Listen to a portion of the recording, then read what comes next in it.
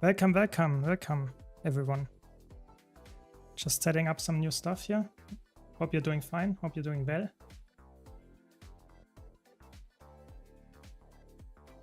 Nice. There we go. Welcome. I hope you had a nice day so far. And hopefully you also had some crazy nice time with the new builds. I'm enjoying myself quite a lot with the new additions and new builds. Later we'll try some Alacrity Heal Tempest. Let's see how that goes. Will be interesting. Will be very interesting.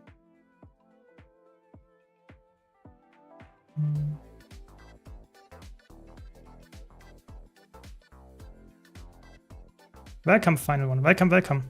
Hope you had a nice day. So let's check. Do I have the right gear? Yes, there we go.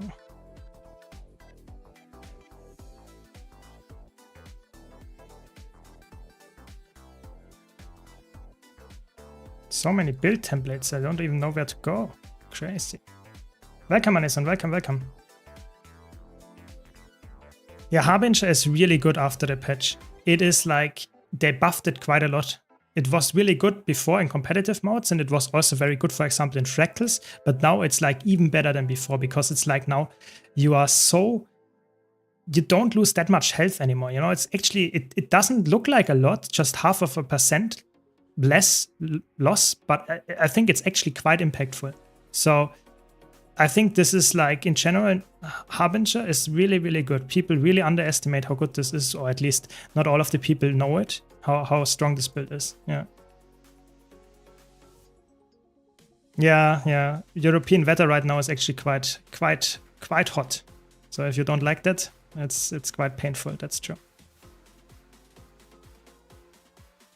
Yeah, glad you enjoyed the Tempest build, Filthy. There are actually, I have a second Tempest build coming up soon, because I actually enjoy Tempest so much. There are so many things with that Tempest got like changed or helped with this balance patch, so I have to do another one. So keep an eye out for that one as well.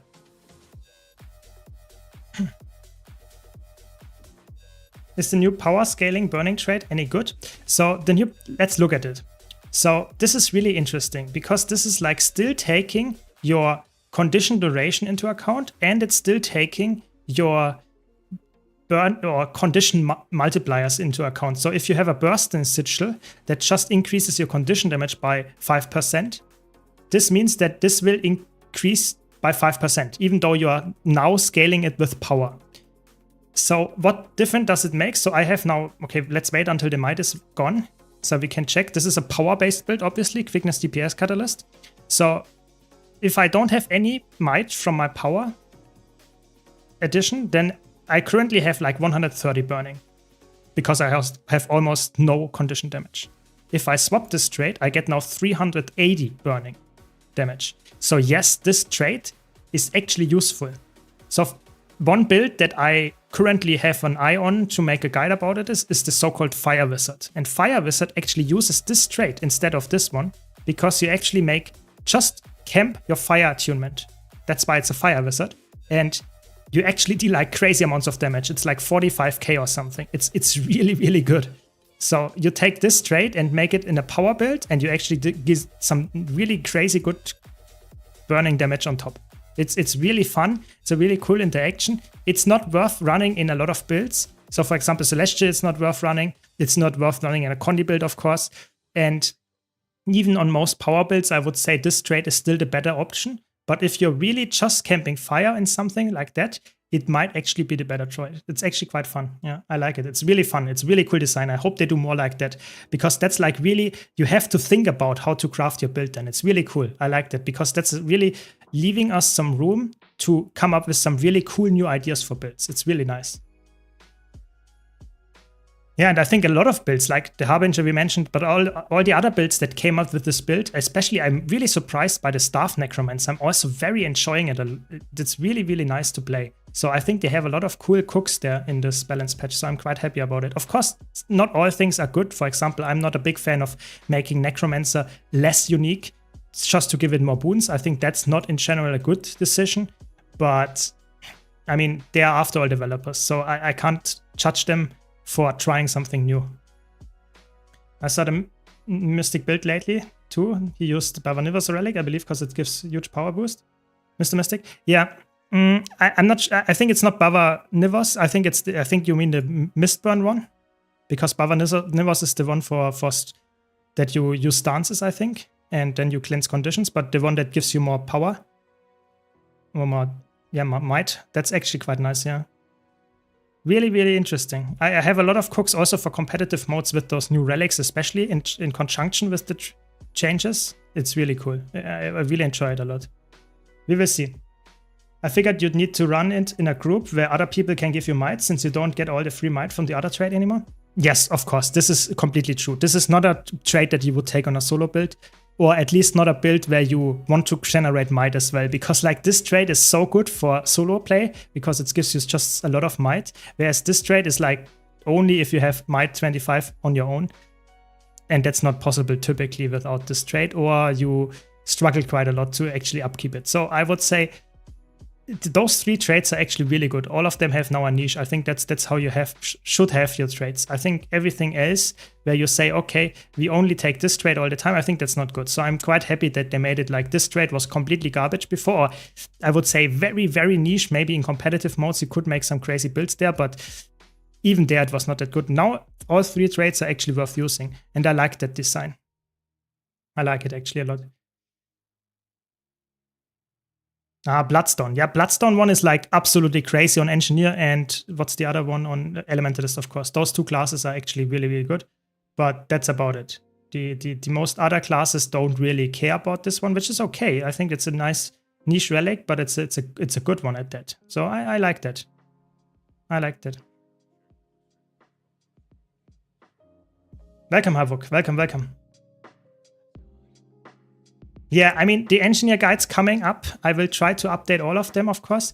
But the problem is, I want to do that as well on stream today, talking about my builds and just check which ones are actually still up to date. Because it's like, for me, when the problem is I have now like 50 or something build guides out, and I'm not completely sure if I should just remake all of them, or if I just put a description or add a comment on there and say this and that changed, and it's still playable like that.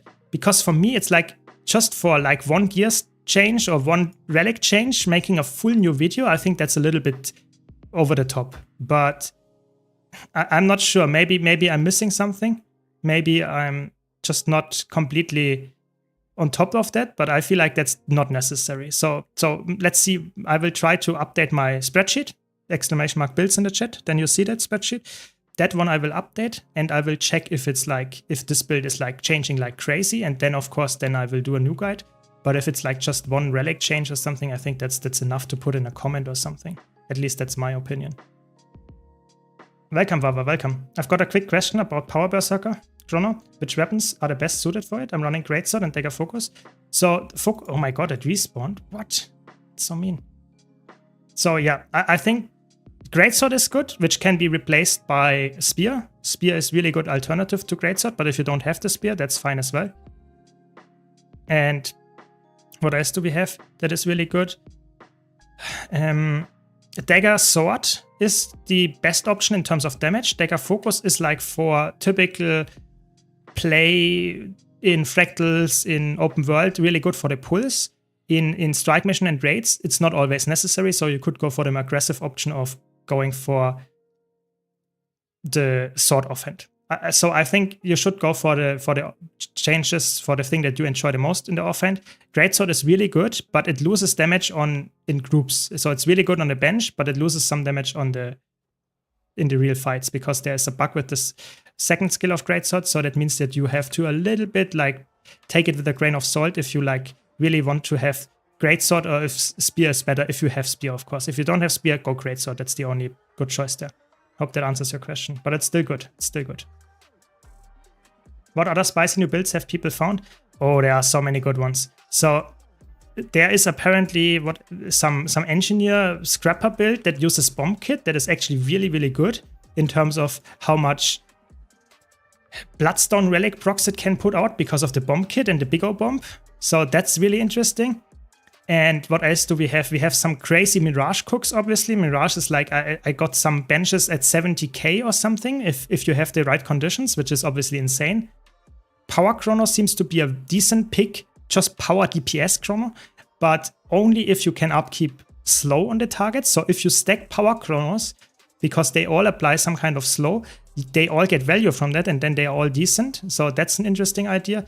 We had that before. It's not the nicest thing for PUX groups, but for tryhard groups, it's actually decent. And there are some crazy cooks, yeah. Don't worry, Madison. Now you're back. That's good. Don't worry, I'm always happy to answer questions. Welcome, Lars. Welcome, welcome. Just started Guild Wars 2, loving the content. That's nice, that's good. But if you have any comments, any feedback that you want to see builds about, or just in general, any guides, anything about Guild Wars 2, any feedback in general about my content, how I can improve, I'm always happy to hear that. So just let me know. Always trying to improve, of course. I played your Tempest this morning, said I've never played Elementalist again, love it, it was great. Nice, very good. That's a lot of people write that in the comments as well under my YouTube videos, you know, I never played that class and this build is insane, or I made like 7 characters because of you. Yes, that's really cool, you know, I like that, because that's like, I can share the joy of playing different builds and having fun with each other about talking new builds and stuff, because that's like really the biggest strength of Guild Wars 2 for me right now, is like just playing the same old content. I'm not joking. Exactly the same old content with like the 500th different build. And I'm still happy about it, you know, that's the cool part. So in my opinion, really cool that we have stuff like that. And I'm really happy with this balance patch in particular, that it's actually that, oh, that hurt. That it's that big, and that it's like this, I would say, quite experimental in terms of what kind of changes they put out. Of course, they are not all perfect, I would say. There are some in there that are not like really crazy good, or at least they could make the arguments that it's not like really the only choice they could have made. But in general, I think I'm actually mostly quite happy with it, sure. Welcome, Valentin. Welcome. I'm new to the game, just a month in, and I'm addicted, but problem is I'm a thief, yet it doesn't feel like a thief assassin from other games, so I ended up going for Spectre. Could you give me hope about the class, please? So what can I say? I would say Spectre is like a mix between Necromancer and, I wanted to go for heal Elementalist, that's okay. So Spectre is like a mix between Necromancer and Thief. So if you want to feel the real assassin class, so maybe that comes with the next expansion, but I would say for now, the closest thing for an assassin is either Deadeye. I think Deadeye feels quite assassin-y if you're going for the elite spec of Deadeye. With Path of Fire, you get that one. Or even Daredevil, I feel like Daredevil can feel quite assassin-y, at least in my opinion. Because all of them are a little bit like stealthy and trying to one-shot people and stuff like that. I feel like they can be played as an assassin. Or most of the time they actually are played like that, because you can't really make a tank build or anything like that. But maybe you have a different opinion on that. Maybe I'm not the biggest like thief-only gameplay enjoyer, so I can't give you like insane amount of like crazy roleplay assassin tips.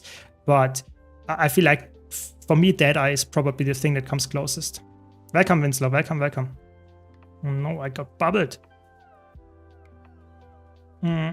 Something that would be super useful, but a lot of work, of course, is to give an intro into PvP for new players, map rotations, such things. So I have some kind of short, concise video about getting into PvP and getting into World vs. World. So maybe you can check that one out. But of course, you're right. It's like you can't put that in a single video, how to play PvP and World vs. World and that stuff, because it's like you have to get the experience. It's not like you can say, I watched this video series and now I know everything about PvP and I'm really good at it. It's always like you have to improve yourself. Yes, I can give you the general tips how to play the game mode, but I can't tell you in every situation how to play it. You have to learn that on your own accords and own speed. But I would say, in general, just enjoy the game mode, try to get better at it, and you will actually succeed at it. But like I said, check out my YouTube channel. I have some videos about that, where I talk about getting into PvP, something that's the video about how it's called, I think. Yeah. I'm a new player, but want to say thank you for your videos. They do help. Very good. Thanks. That's my whole intention, is helping, just getting more players into Guild Wars 2, having fun with them, teaching them maybe, and just, I want to have a live community, and I want to have the the gamers that play Guild Wars 2 enjoying it and just having fun with each other, you know, not promoting toxicity and that kind of stuff. I want to have new players that are friendly with each other. So that's really my goal here. Yeah. World versus World sadly sucks so hard, and it always makes me almost delete the game. It's super unbalanced, and some enemies are like perma, full boon, and immortal. Yeah, World versus World, I wouldn't say that's like completely unbalanced. There are some, I think it's balanced, but you have to get quite deep to actually understand what is good, what is a good World versus World build and what's not. But as soon as you encounter someone that is actually really deep into it and you are not, you feel like completely overwhelmed. And that's obviously not a good thing, especially with the new alliance changes. World versus World is like really either you go try hard, or as a casual gamer, it feels a very lackluster nowadays. That's a little bit sad, but I think it's still a very good game mode. It's one of the unique selling points of Guild Wars 2 in my opinion. So now I can swap. I remembered I wanted to swap to Elementalists. Tempest, where is it?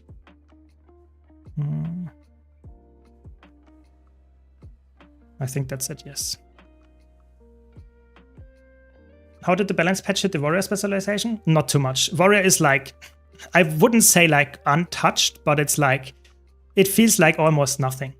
I'm not joking. I think Warrior is like the elite spec that is like, it's there, but it's not like broken or anything. It didn't change that much. Maybe with Guardian together, those two are like almost nothing. Maybe a video talking about each class's weaknesses and strength in PvP World versus World. Yeah, I guess that could be a cool video, but I guess you're right. I'm not sure if I could put that in one video. Maybe I'd do it like, what kind of, let's say, weaknesses does Harbinger have or something like that. That could be a good video, but it's also not like, you can't grasp that just by watching a video. Sometimes you have to learn it, of course, on your own accords. It's not like you know how to play against every single Harbinger just by watching a video. I can help there, but it will not be the absolute, you know, the only thing that will let you learn how to play it. Yeah.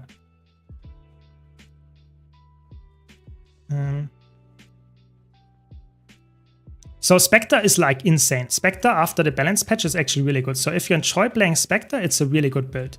I think Spectre in all game modes actually is really, really good to be played. I wouldn't say it's like for everyone. It feels like it's a little bit special in what it provides. Yes, that is true. But I would say it's a really unique class and it's really strong right now. So the buffs affected it quite well. So you have way more utility on your Shroud while also having easy time upkeeping alacrity. So in general, I think it's a really good class to play right now, especially in PvE, but in all game modes actually. You just can't play power. That's the only thing that you can't really play. Oh yeah, the gift of battle. Yeah. I see. I think, to be honest, Snowdrop, I think you are right that Guild Wars, or at least most of the time, it was not like insanely well balanced. But I would say, if all classes are playable in all game modes, which they are, I think the game is balanced well enough. That might be a hot take, but I feel like the only thing that we want in the game right now is changes in the balance, but we don't want to have a perfectly balanced game that will be never any balance patches anymore. I think it's better to have balance patches that shake up stuff and give us more content to do, especially as a content creator, but I think all people would agree with that it's actually more interesting. That's interesting. It goes away when I swap attunement. Okay. Yeah, so what I would say is that getting more balance patches and not having a perfectly balanced game is more fun in my opinion than having like a perfectly balanced game and never change anything. That's my take. Yeah.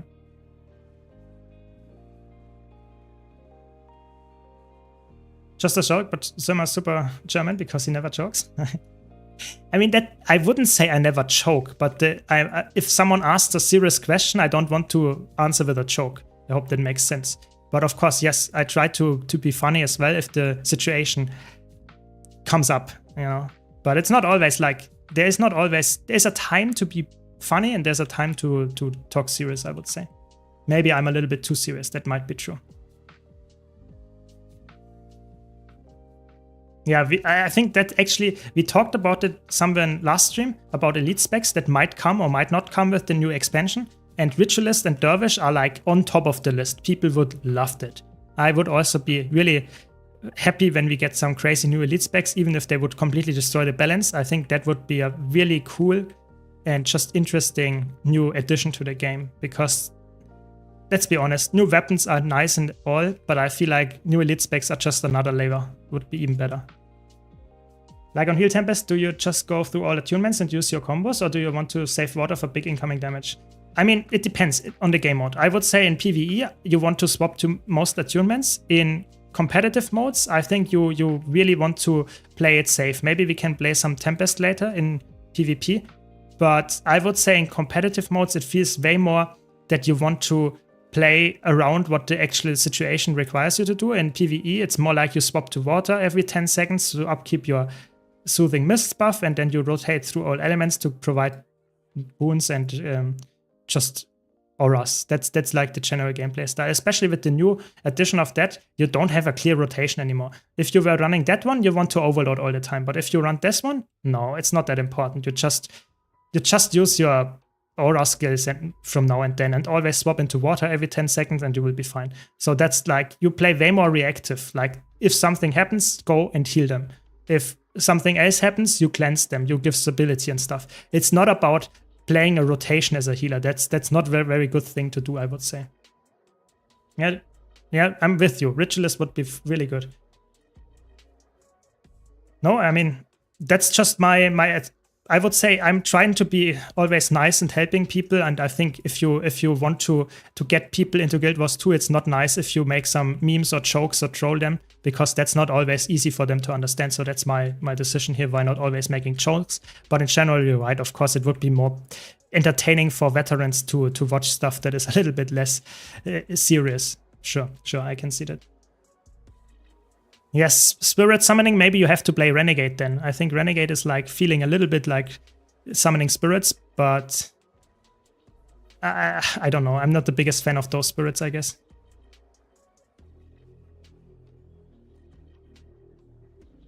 Ah, that was the joke. Now I get it. You see, sometimes I'm just too stupid to understand the jokes that the chat makes. Now I get it. Sorry. Yeah, that's obviously then true. Yeah, you see, I don't even understand jokes, so how can I do them myself? Yeah. You think taking mace over something like sword or axe on warrior is viable? I would say so, yeah. I think the mace is a decent weapon. It is not like absolutely insane, I would say, for the most part, but it's a very decent weapon that I would say is very underrated. And I think currently you have actually a build on Spellbreaker that uses mace, I'm pretty sure, especially in competitive modes, but I feel like even in PvE you can make the mace in the main hand work. Yeah. I wouldn't say that Harbinger is more fun than Reaper. I would say both of them have their playstyle. I wouldn't say like one of them is like absolutely the only way to go, but oh wow, that was a lot of damage. How much damage did that do? Like 13k or something? That's crazy. Do you think an action cam is a setback for Spectre playstyle? Yeah, I think on Spectre is like one of the classes where you don't want to have action cam, because action cam feels like decent on classes where you don't have like a lot of ground AoEs, or where you don't have like insane amount of ally targeting and that kind of stuff, and Spectre has both. So I would say Spectre is not like the optimal choice for anything that wants to be like targeting allies. I feel like not going for action cam is the superior choice. In general, I would say action cam can work decently well, but I would say action cam is, at least in tryhard situations, always a little bit worse to play. That's just my take. Maybe I'm biased, but I feel like that's pretty much the summary of it. Yeah. Yeah, maybe I didn't feel the class. Maybe you're right, but I mean, I could feel it if it comes out with the next expansion. So maybe.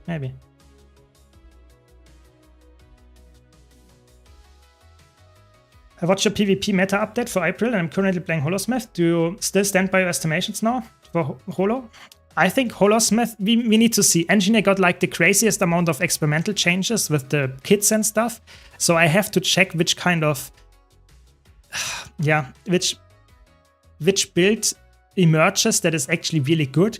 But I fear there will be no build that is like the classic power DPS, PvP, roamers, Holosmith. I think that's still the same build. It's decent, but it will not be absolute meta. I'm pretty sure about that. But you could make some bunker Holosmith or something like that, or bunker scrapper. I think that might be playable. Yeah, that might be actually true.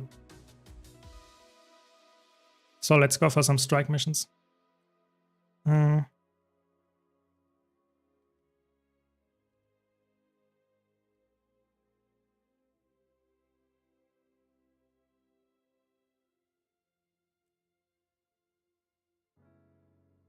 So, whoa. So many people joining. Is there a way in Guild Wars 2 to play like an interrupt domination mesmer? Yes, you can do that. It's actually a really good build. At least it was in the past. But yeah, I would say it's still a decent build to be played in competitive modes. In PvE, I would say that's not possible. That's not what you want to play. I can show that in a second, which build I'm talking about, but it's like a really old school interrupt domination mirage, and it's really, really good.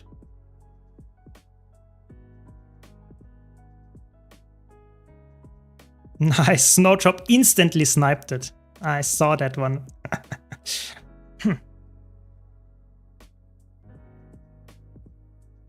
ANET could fix action cam so easily, but they don't care. Yeah, I feel like I don't know if they could fix it easily. I'm just saying that they at the moment don't do really big feature updates. I feel like the balance patches are the biggest feature updates that we get. I don't see them adding a lot of crazy, what can I say? Crazy features that we don't have right now. So for example, I think the LFG is a really necessary rework that they should do. I think they will not do it.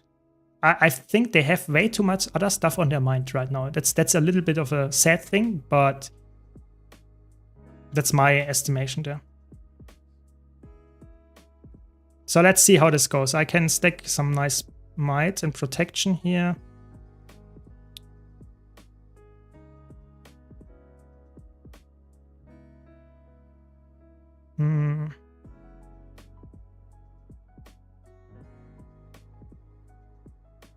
I don't know if you need contact lenses for those fights. It's better to have some stability, I guess.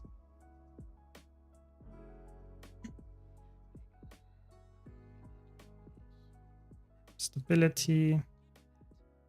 Some contact lenses, I guess. Personally, without an action cam, the game feels too outdated, just like WoW and Final Fantasy. I mean, then of course, better play it with action cam than not playing it. But I would say for some classes, it might feel worse than it could be. But if you're making it work, I know people for a fact that actually really good at playing the game, and they play action cam. So you can make that work. It's just not like for everyone. That's my opinion. So if you really want to play action cam, I think you can make it work and actually play to some high level there. I'm pretty sure. Sorry, I didn't see it last in time, but yes, everyone can join for my strike mission runs. So just tune in next stream and we will do it again. I do it I think almost every stream. It's like, I do it every time because it's good gold per hour. It's really easy to play and I can try out different builds and show it in stream. So yeah, don't worry. Next time we will do it. Sorry, I didn't see it in time. Yes, this is now Tempest. I'm playing now Heal Alacrity Tempest. Yeah, I think Iceblood Saga strike missions is like easily, most of the time people don't ask for any experienced people. You can just join and you will be fine. Just maybe write them in the beginning that you say, okay, I'm new or something, be nice, or maybe you don't. It doesn't really matter for the most part. It's actually, you will be probably good to go for 99% of the groups. Typically on Tuesday, Wednesday, and Saturday. Those are my stream times right now.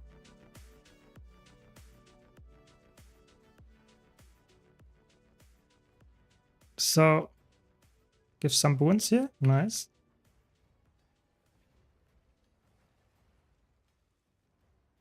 That took a while to give the alacrity, I'm sorry. I have to check where my alacrity buttons are, but it's actually insane. It's so easy to stack alacrity. It's just like 2 buttons and you have 30%, 30 seconds of alacrity. It's actually insane. It's so good. It's so good. So that's like a low intensity healer if I've ever seen one. It's like so insane, you know. Just press 2 buttons and you have like alacrity kept on in your group. It's so crazy.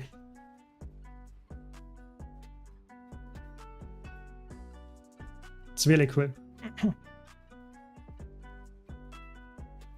Yeah, that's true. With the action cam and looking back, it's like sometimes a little bit painful to do stuff like that, or not possible even. But I mean, sometimes not all people need to have that, for especially, I would say, in competitive modes more so than in PvE. In PvE, it feels like you don't really have to do that. You don't really have to look back all the time and cast stuff behind you. I think that's more of a competitive mode setting. Nice, very good, Corbin, that you enjoy my videos. Thanks, glad to hear that. More to come, don't worry.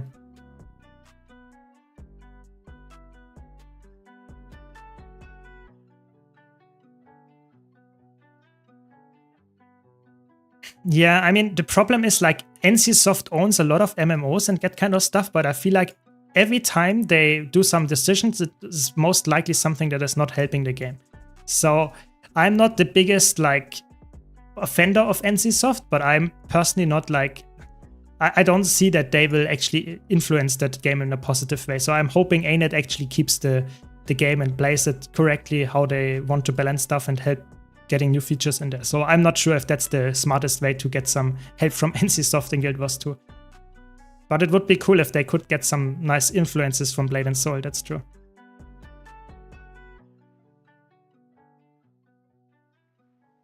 If you have action cam, obviously you can't cast behind you. I don't understand how you would fix this issue. Yeah, exactly. I think that's just not, that's not how you can do it. And that's a problem because, oh, we have to actually talk to this guy.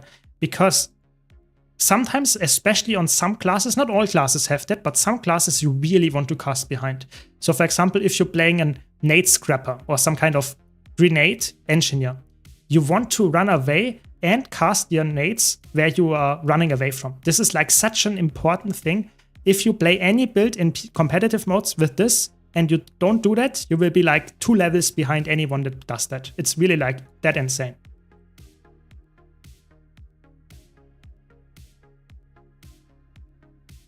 I'm not sure if someone else has issues with the stream, but for me right now it seems fine.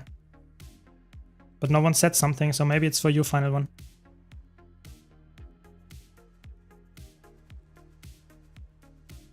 I'm still but lost. I have like 6 level 80 that I get up with cheap trading post gear. How do I progress from there? How to get purple and pink gear? So I would say going for Wizard's Vault dailies and that kind of stuff is really important because that will help you getting more ascended gear, you know, getting just the dailies done. You can purchase their stuff. That is really helpful. And other than that, I would say going for just daily strike missions, something like that. Fractals can help, stuff like that. But I have a guide about new player, how to progress after level 80. That can also help you.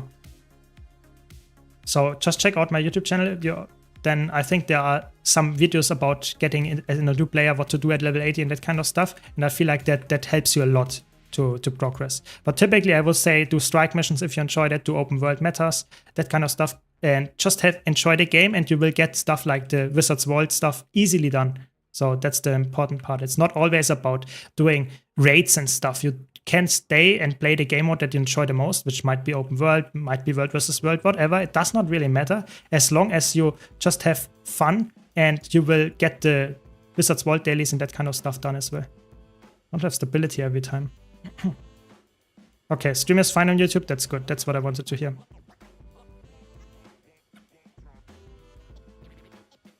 Okay, sometimes it keeps it. I'm not really sure what's the problem then with the echo. Yeah, they are like, I tried to make them like evergreen so that it's like not specifically referring to anything that is like just right now the case. All of my new player guides are try to be really concise and make guides and help you that will be helpful in a year, in 5 years even. So I really try to be like evergreen with my statements there. So that should be fine, I would say.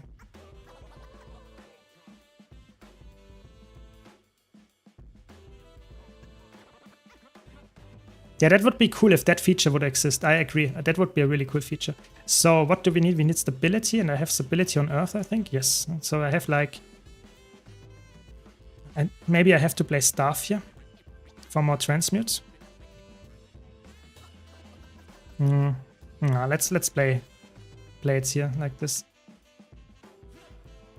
Got back to the game, played at the start in the few months when POF came out, and I don't think I've ever heard of strike missions. What are those? That like the typical example would be like single boss encounter raids, but maybe a little bit easier. So I would say easy to get in, just getting in, get the kill, get out, like 3 minutes to 10 minutes, depending on how hard they hit and how long they take.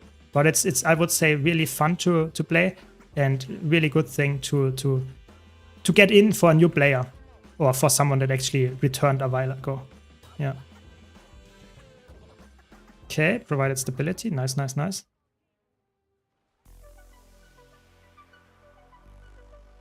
The alacrity is so easy. I have 2 buttons. It's really 2 buttons that I press to keep up the alacrity on this build. It's so funny. So fractals are, I would say it's very comparable to fractals, yes, but fractals are 5-person, whereas this is like 10 people.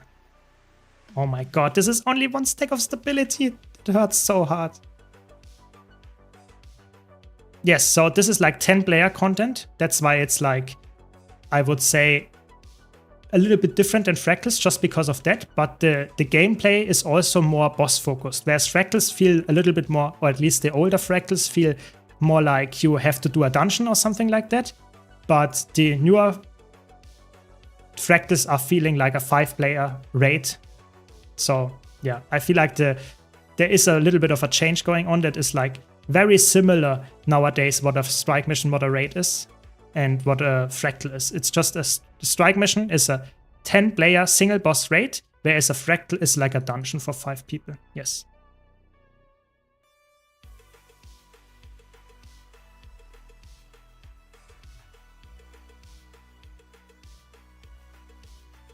But yeah, I would say that's a good thing to actually get into. Strike missions are really easy, really fun in my opinion, and I just can recommend it to play for new players, especially because they give good gold per hour, good ascended gear and that kind of stuff, and it's just fun, you know. You learn by getting with people like me that are playing the game for way longer, and I don't care that someone joins that never did it before, because they're easy enough to carry those people and they will slowly increase them. So I think that's a really good point for people to actually get into content that gets them started, so to say, with the end game content of Guild Wars 2. Because if you start like in like Wing 7 CM Kadim or something in raids, it's actually quite unlikely that you will actually kill the boss, or that at least you will join any group that actually likes to take you with you. So I think it's a good meeting point between 2 different types of players. Yeah, I think that's like so many people write that all the time, and it's just not like people are really... I have to get the might up. I always forget this is the most important thing on this build.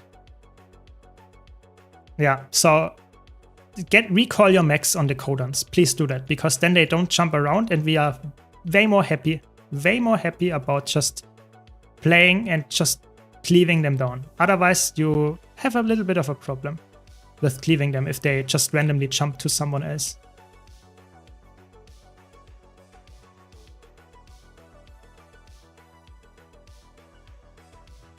Welcome, Gail. Welcome, welcome. How do you enjoy the patch? Did you have some crazy cooks already?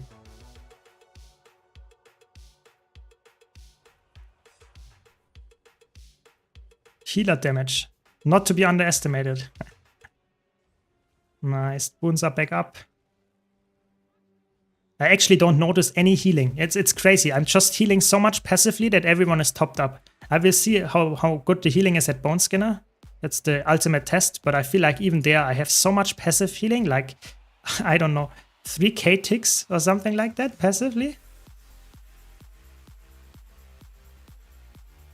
It's really good. Really underestimated. Healing Tempest, good spot right now. People really underestimate it. Yeah, sure, we always have spaces for people in the guild, don't worry.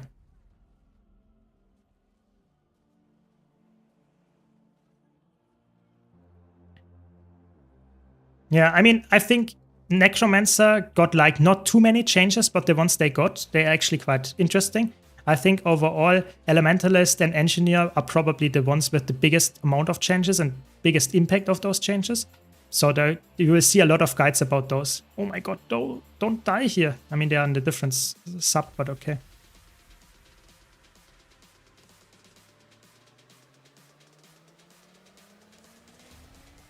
Pistol Dagger is, I think, really fun on Tempest, but I'm just not, I have to be honest. Elementalist Pistol is like one of the only weapons in the game that I just don't get. I think this is like one of the weapons where I say, I can see why people play it, but personally I'm not a big fan of it. I feel like it feels too complicated for what it actually provides. It's just not what I actually enjoy. Maybe it's just me, but I don't like it.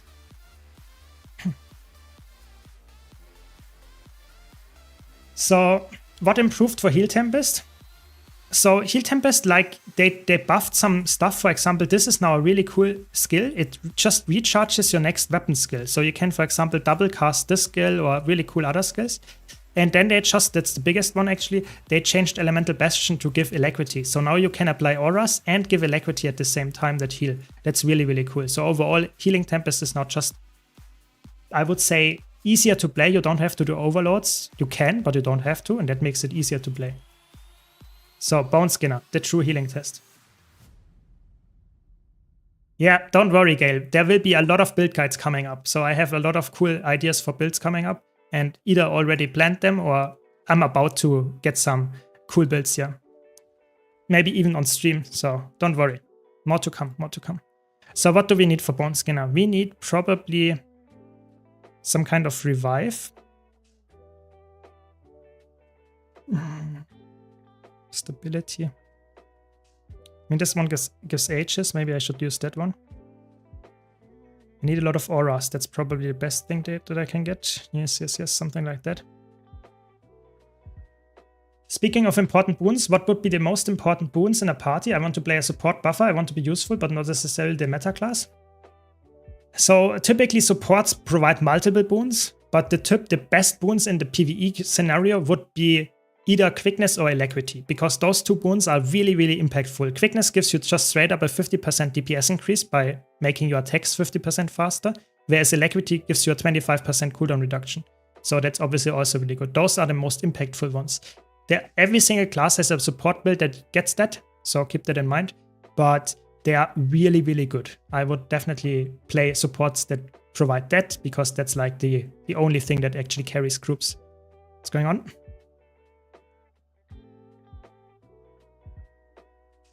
I think someone is sleeping or not here. General tips for climbing diamond as PvP: try to do everything right, but after all, fall back into gold. Yeah, I mean, what can I say? You know, I had like, at the beginning of the season, I was like low platinum 1. Then I lost like 10 games. I was like really bad. I don't know what happened. Maybe I just played bad. Maybe the matchmaking was really bad. And now I'm like slowly climbed my way back up, winning 2, losing 1 or something like that. And then suddenly I was in platinum, and then I had like 10 matches in a row, solo queuing by the way, going back into like almost platinum 2. Yeah, for winning 10 matches in a row. It's like insane. Sometimes it's just the matchmaker. I think it's actually insane to me that sometimes it's insane to me that you have, for solo players, even for them, you have matchmaking this like that. I think for a duo queue, maybe that's something that is like a reason. But for solo queue players, that the matchmaking is so volatile, that feels really bad. I agree. But what can you do? You enjoy PvP, you have to live with that, I guess. Yeah, Might, Fury, Quickness, Alacrity, all the good boons. Protection is good, Regeneration is good. There is a lot of good boons, but for example, the best option is Chronomancer. It provides all the boons, so yeah. Oh, come on.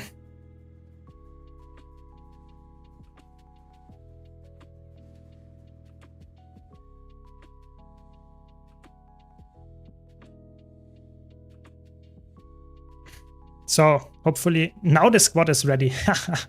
Very good. Okay, at least now we can do a real ready check. There we go.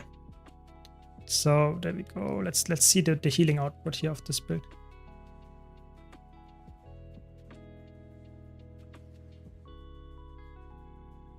So I have to concentrate a bit because I'm obviously not the biggest elementalist healer right now. Oh, 2 people died. I'm not sure if I can save them. 3 people actually. That's not good. I mean, it was not my fault. They were just standing in the AoE. That's never a good thing. Never stand in the Bone Skinner AoE, please. I can make as many guides as I want about Bone Skinner. It's like people still die to this attack. It's just sad truth.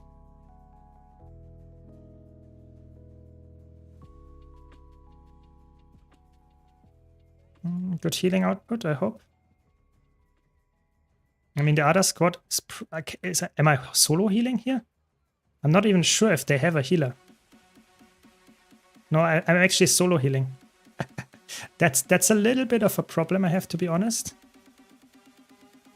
I can try to make that work, but I'm not sure if I can. Solo healing with the new Tempest, the ultimate challenge. I mean, they have 7 people to heal. Should be doable, shouldn't it? You know, single healer for 7 people? Should be doable.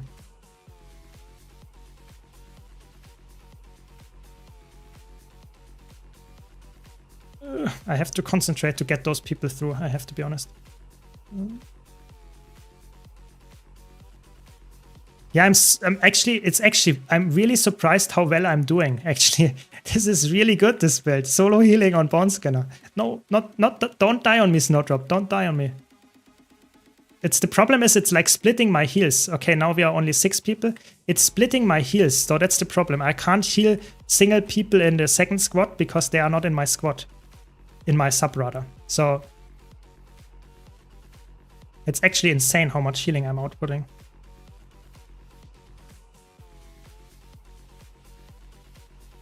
Some heals, some heals, some heals. I can't give you stability here. Some more, some more, some more. The ultimate challenge. I mean, now we are 6 people. That should probably be enough. I'm healing myself and 5 others. That's good enough, I guess. Ooh, that's a nice turn. That hit a lot of people this turn. He outplayed us almost. Very good. You did it. Good job. I mean, it's not too hard. I think if you have decent players, especially decently high DPS, it's actually not too bad to do solo healing on Bone Skinner with 10 people alive. But the problem is if the DPS is low, then at some point you get to such high aura ticks that it's actually quite hard to just consistently heal. Elementalist is one of the best healers in the game because it has immense amount of heals outputs. Just no crazy cooldowns, passive heals and that kind of stuff. And that's why I would say Tempest and Herald probably the highest amount of passive heals. Maybe with Scrapper, maybe something like that, or highest amount of healing output possible. So that's actually a fun build for sure. Solo heal and 2 DPS players, the Bone Skinner experience. Yes, I mean, it was interesting. I mean, we did it. First try, you know, that's in.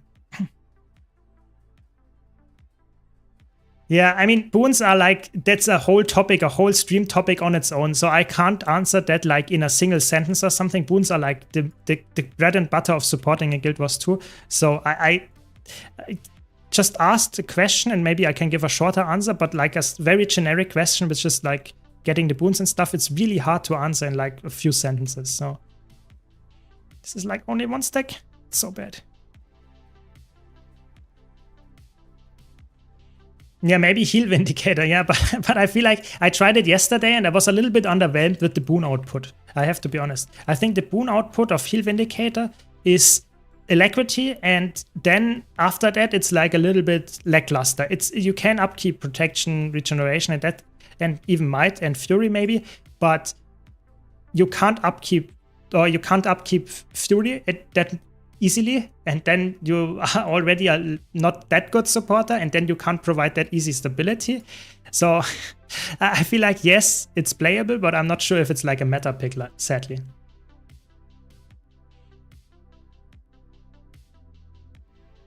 The S tier class in this patch, I mean, I will do a lot of tier lists. It depends on the game modes, I have to be honest. I would say in PvE it's still Chronomancer.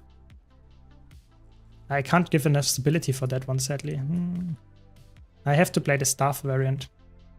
That's okay. I mean, we have a Spectre. Spectre could actually do that as well. Yeah, I think there will be a lot of tier lists, so don't worry. But right now, I think Elementalist is a big winner, and Spectre is a big winner.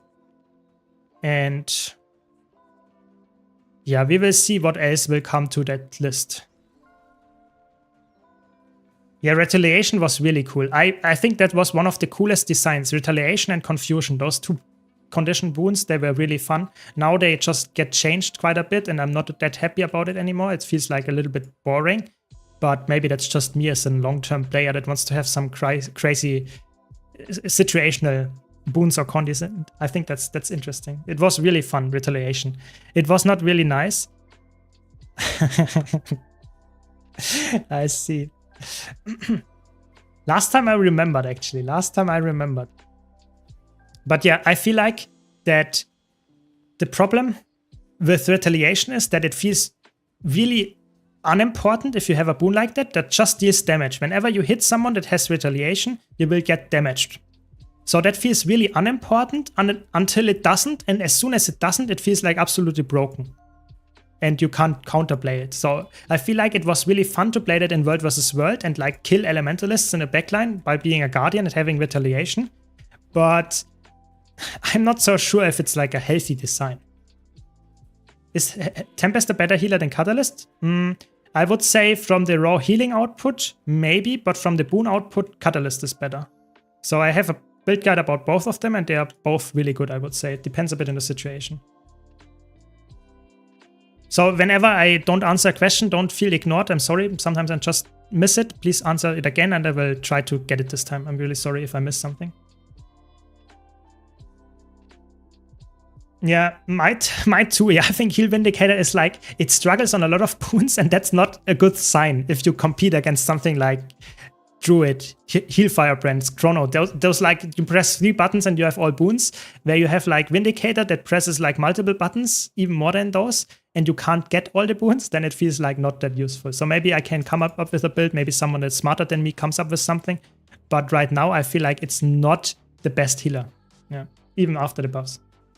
Yeah, Staff Scourge is really good. I played it yesterday on stream, it was really fun. Today I want to play some Tempest, but yeah, it's really, really fun. Yeah, I think it's not that high. It's sadly, it's really like B tier. Maybe it's even C tier if you think about it. But C tier, I mean, it's Heal Deadeye and Heal Harbinger that are in C tier. So I'm not completely sure if it's like, if it's really that bad. But I think low B tier. I think low B tier is actually, yeah. But why no, you don't use your build that you make from the video from the Elementalist? Because this is a group. This is a group scenario. So in a group, I don't want to play a solo build. I want to play a build that is actually helping my party stay alive. So as soon as I play a build that is made for solo play, you will be grieving your group a bit because you have less DPS, you have less support, and you have less just in general usefulness. So it's really important that you go for builds that are dedicated to the situation that you're in. If you're in a solo scenario, solo builds are great. If you're in a group scenario, go for a group build. If you're in PvP, you go for a PvP build. You should never mix and match builds that are like made for different game mode. Really, that's very important. So Staff was like buffed yesterday, and Staff now is able to heal allies and give nice boons like stability. So it's really, really good on Heal, Alacrity, Scourge right now. In PvE, that is. Maybe you can make a World vs. World build with it, but right now I would say it's actually mostly only good in PvE.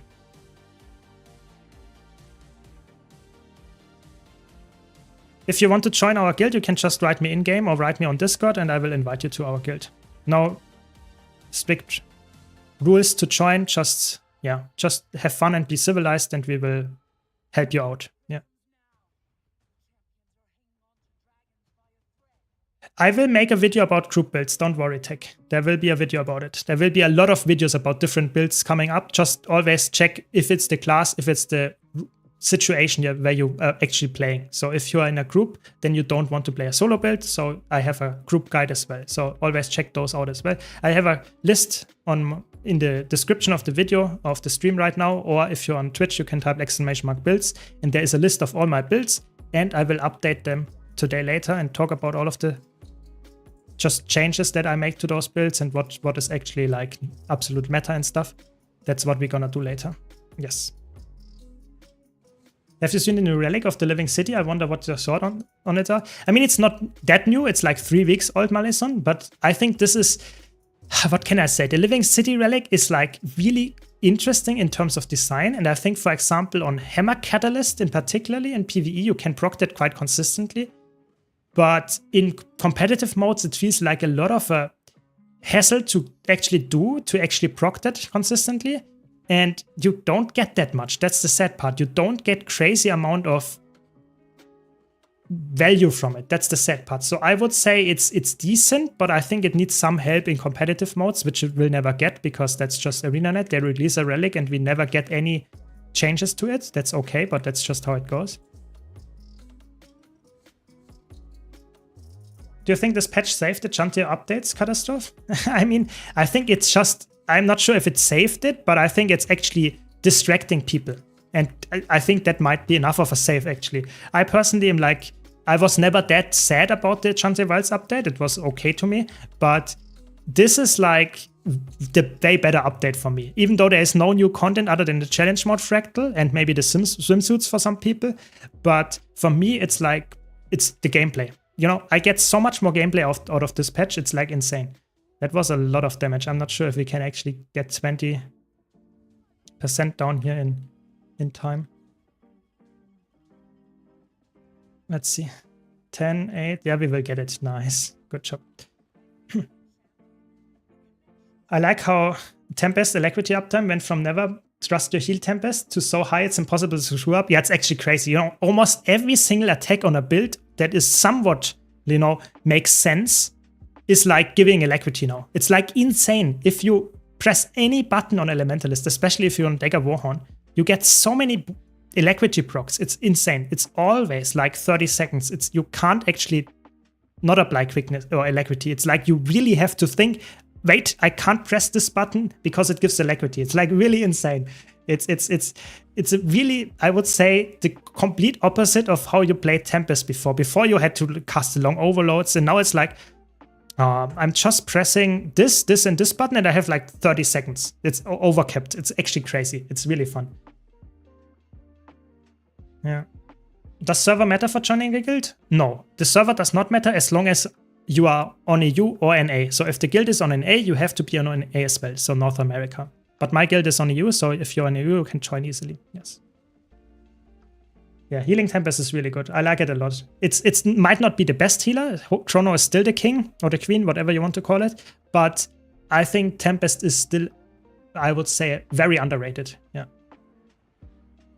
For pure PvE, I think for solo scenarios, I can see why you would run the Living City Relic. But I think in group scenarios, it's not like, why would you run that? You get some damage buff, but that's about it. I think that's not enough. That's not enough in my opinion. Yes. Yes, I will invite him. Oh, that's actually a little bit annoying. Okay, wait. I will, because I can't copy it from there. Let me do it.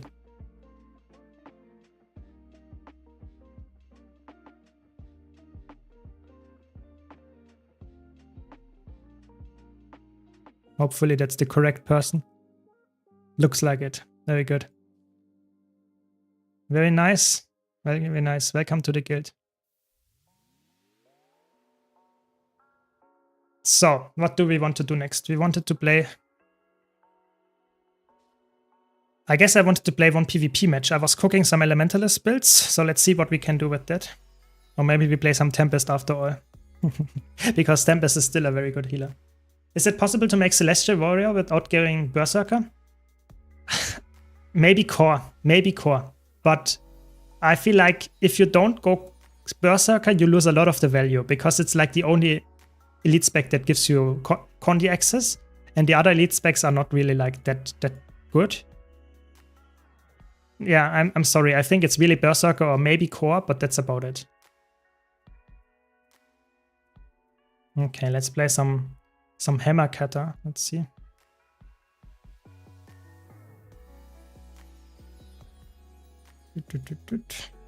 It's like this.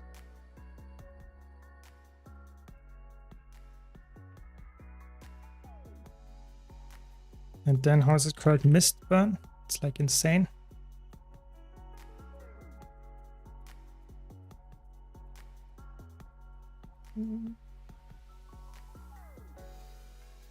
Newbie question, I've seen a Guardian skill. Is that yes? Let me check in a sec. Yes, that's the blue sword spinning is like a classic Guardian attack. It's really, really strong. Of course, it's a Willbender attack. I think that's what you meant.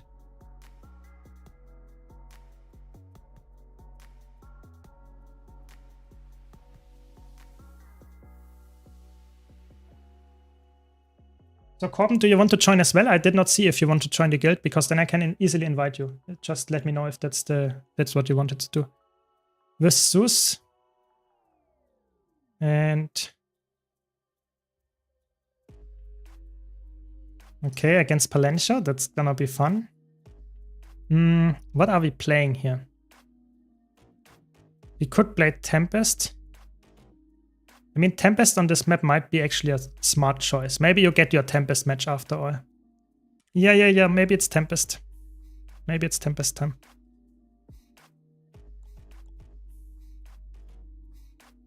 I mean, if you're an NA, then you can't join the guild, sadly. That's the problem. I mean, yeah, I can try to invite you, but you will not be able to join our activities or right there. That's the sad part. What would be your choice for solo open world? World versus world Mesmer build? Probably for open world, Mirage and Chrono are both really good. For roaming or world versus world in general, Chronomancer is good. I think Mesmer, all specs are viable in open world and even in Circ play and roaming. It depends a bit on the situation. I think for roaming, all three can work. For Circ play, Chrono is a support, and for Virtuoso, you have only a DPS build, and Mirage is not played in Circ, but I mean, there's also a DPS build with Greatsword. So I think all the classes could be working, but I think it depends. You can't say one build works in open world and Circ play, for example. I think that's too much of a stretch. Yeah, Hammer Cutter was really, really good. I think it's still very good after the buffs, but in this matchup, I don't want to have like 4 side noders. So I better go with a support, even though I think this is like, doesn't look good. We have a core Revenant. I'm not sure that's like an insane cook. Core Condi Ref or something? No, it's Power Ref. It's like, what? It's insane. We will see.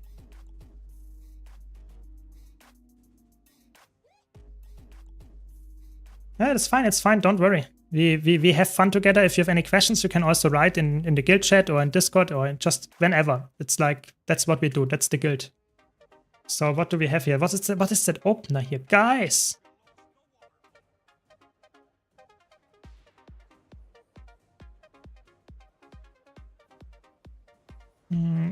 How many people are actually here? The core, I don't know if I can. I don't even know where to go. My team is dying left and right. Come on.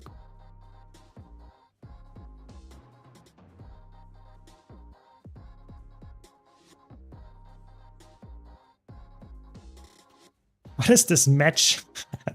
Why are they going for 4 close or 4 far rather? What is this opener? Interesting. Wild. Okay, now they are 3 mid. They are 4 mid.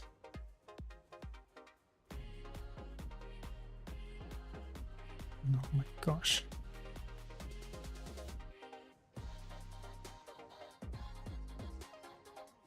I have to keep my overload, that's the problem.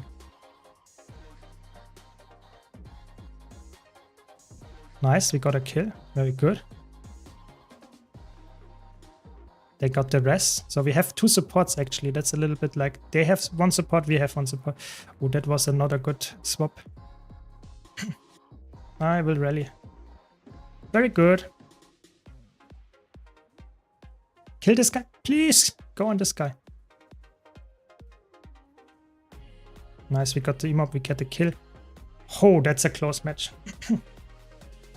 Yeah, confuse the enemy by confusing yourself. I like that tactic a lot because, you know, if you don't even know what you're doing, how can the enemy predict your movement? It's like impossible.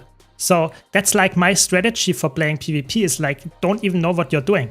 Yeah, that's how the whole strategy.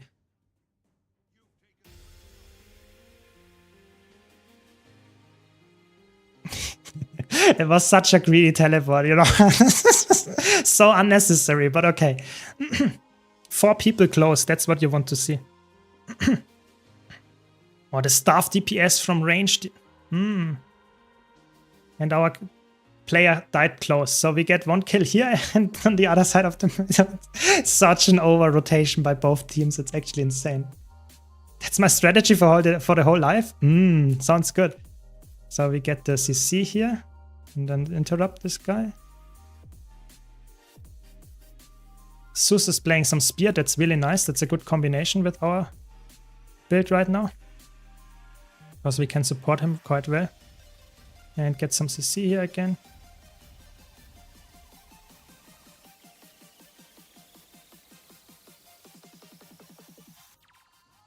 Oh my god. It's like insane. What are they doing? My team, please help me.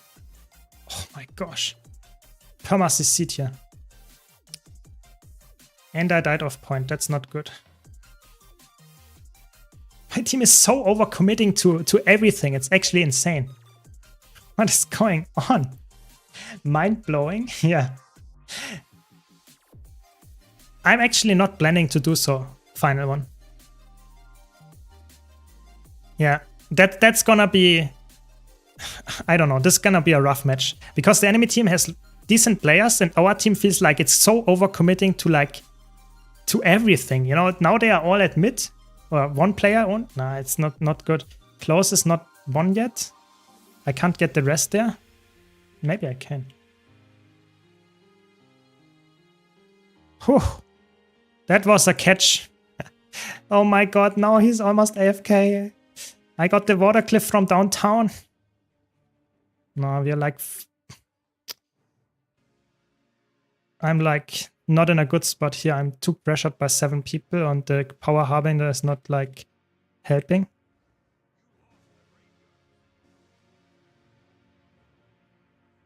Let me...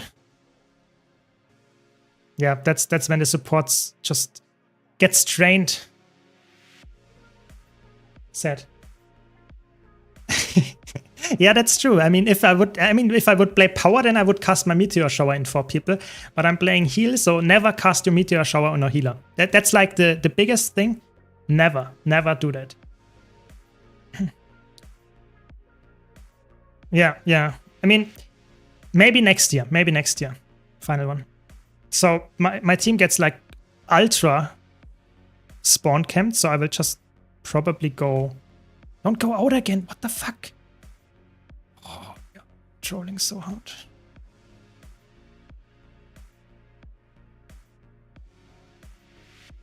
That's actually a troll by the enemy team. They lost the necro. Leave it. What the fuck? Don't kill.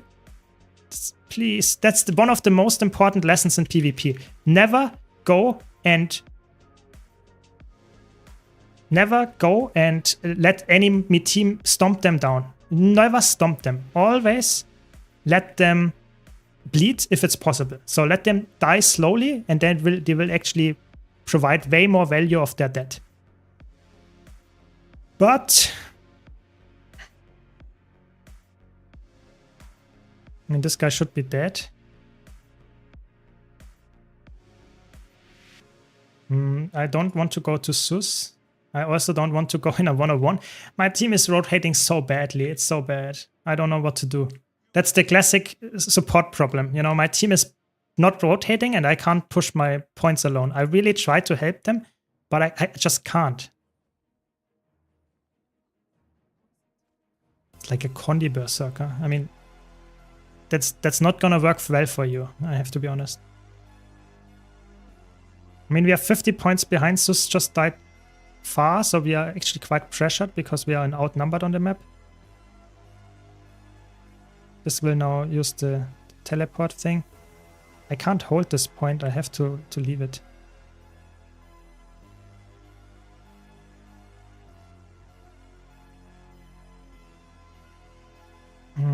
Sorry that I can't keep up on chat here right now.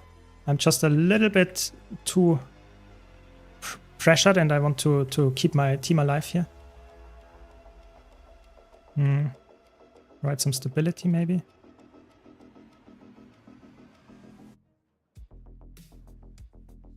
Yeah, now we are not in a good spot to be honest. Maybe we got a kill here.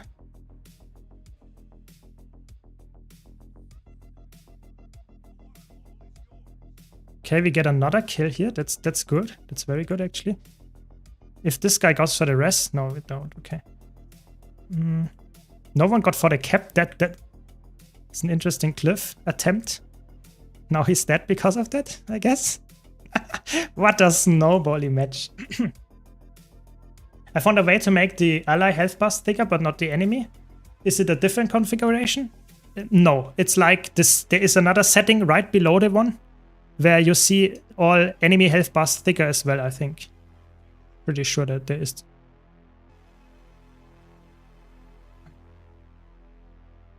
Let's just wait here. I have to be a bit careful. Welcome, Roaming Spirit. Welcome, welcome. Yeah, I think actually, I have to be honest, I think Necromancer for World vs. World looks quite spicy, to be honest. No, I don't like that. Oh, I don't like that. I don't like that. Yeah, I think I wouldn't go. I'm not sure. Maybe Harbinger is the way to go.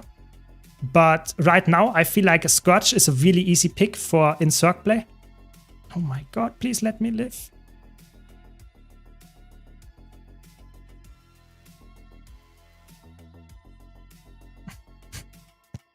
Okay, maybe the counter kill. Ooh, the counter kill.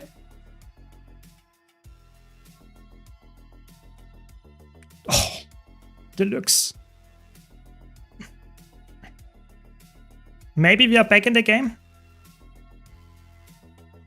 Interesting.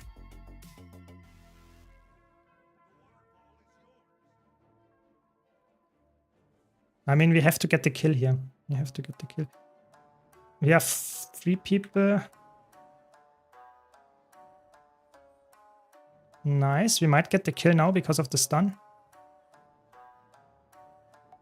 We will see. We will see. I go for the cap now and go mid as soon as I got the cap. Interesting.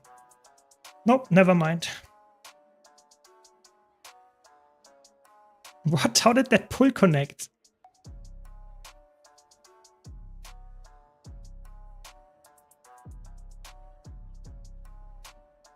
I don't know. This engineer is a little bit overcommitting on me, I have to be honest.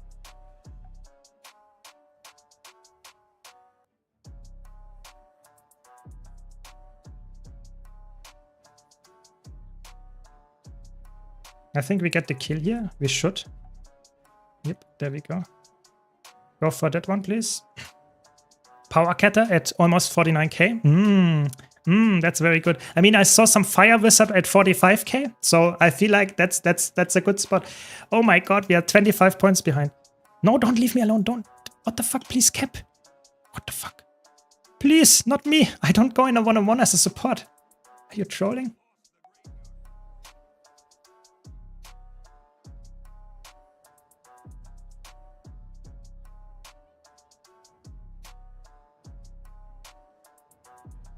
Nice, we get the counter kill here.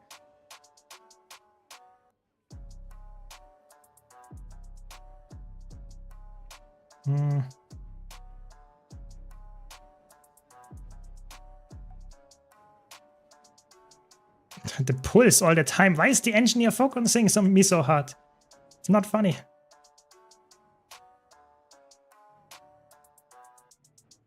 This is such a close match. I have to be honest. This is such a close match.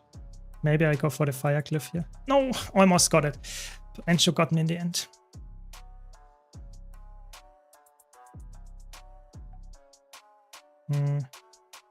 Don't go for the res here. Ah, that's such a close match.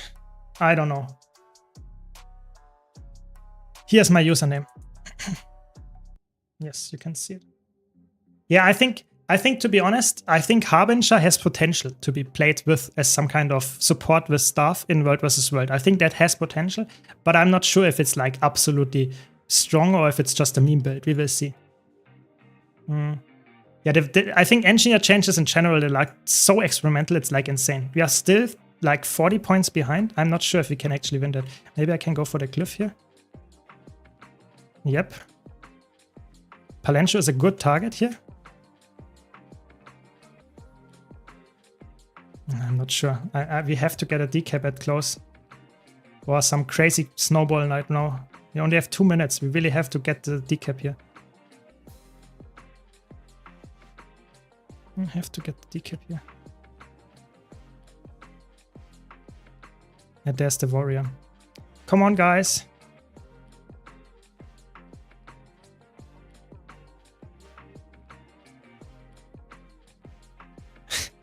What is my team doing? We need a decap here.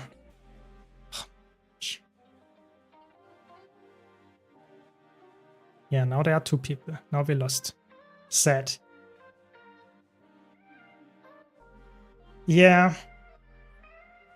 I have to be honest. I feel like the transfusion change is a sad change in that sense. I really like the identity of the old transfusion, but it's not as good anymore. It feels like a very generic healer now. I think it's a very fun healer. It's very good to be played as when you want to play some Necromancer as a healer. That's really good. But it lost the identity, and that's just not as fun as we had it before, in my opinion, with the downstat, resurrection, and that kind of stuff.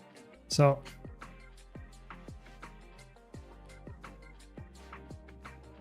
yeah, I mean, we have to get the decap right now. But yeah, it's not gonna work. Yeah, I mean, I think I didn't die once in this match. Oh, you did. Okay. It was such a long match. I mean, what can you do? And how much do I lose for that? 14. Okay, that's okay. Yeah, I mean, that's just how it goes, I guess. Can Staff Power Tempest be viable? Nah, Staff is sadly not really a thing. It's really, that's the sad part. Staff is like, it was really good once before, but now they really made it a support weapon. It's only in World versus World that it works. Welcome to the guild. Yeah, so yeah, I don't see that actually happening.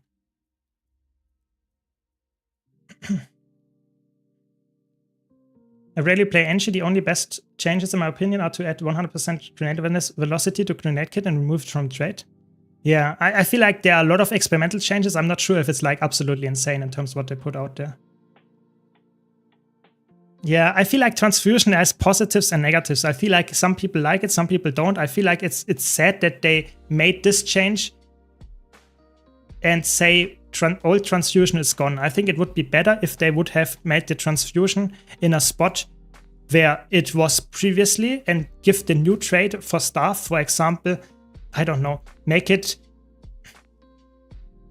somewhere like in this trade line that you have to choose here, because, or in this middle thing here rather, so that you have not to drop the old transfusion, because now it feels, or maybe make it like this Unholy Martyr trait is like removed or something like that.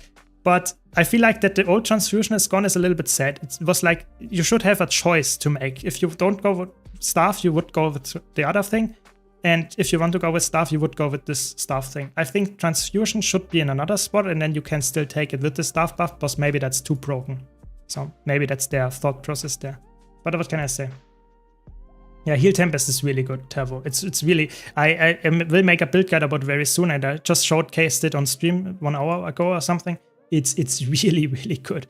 It has just 2 buttons and you have 30 seconds of alacrity. It's really, really good. I'm not sure. I'm not sure actually. Maybe someone in chat knows, but I have this settings. Maybe you have, if you have those settings, all those, you will actually have the same, but I'm not completely sure. Maybe you have to go to competitive modes. No. I actually don't know why you don't see the thick party or the enemy thick health bars. I'm not sure. I tried to find the old school domination interrupt. Messman, your cheat sheet? Yes, I can showcase it, or I can tell you the build. Give me a second. It's an old school build. It's sadly, the problem is they nerfed power block with this patch. So power block is now very much worse. Power block is now giving you a damage buff when you interrupt someone. Before, That was the biggest thing of the old school domination interrupt Mesmer, was that it was the cooldown of your interrupts of the enemy skills would be like 15 seconds, which is obviously insane. But now this is not the case anymore, and Power Block, in my opinion, is not that good anymore. It's still decent, don't get me wrong, it's a good trade, but it's not nearly as broken as it was before. So the old build was something like what I'm running right now, actually. Yeah, exactly the same trades that I'm running right now on a Condi build. So you would run the Condi build here with Carrion Amulet, maybe a Chimera Relic, something like that, and Lynx Rune, X, Cleansing Energy, Sword Shield. That would be the old build. Maybe exchange the shield for pistol. This is exactly the old build, except that you would go for Signet of Illusions, but that one got nerfed, and the Power Block got nerfed, so this is like, the build is not as good anymore, and it was not even that broken anymore before the nerfs. So I think it's fun to play, but it's not like that broken, sadly. Yeah. Welcome, Stevie. Welcome. But you can still play it. So if you see it now, you can also pause it on YouTube and just copy the build template and stuff. So this is the setup that I have here. Yeah, no problem.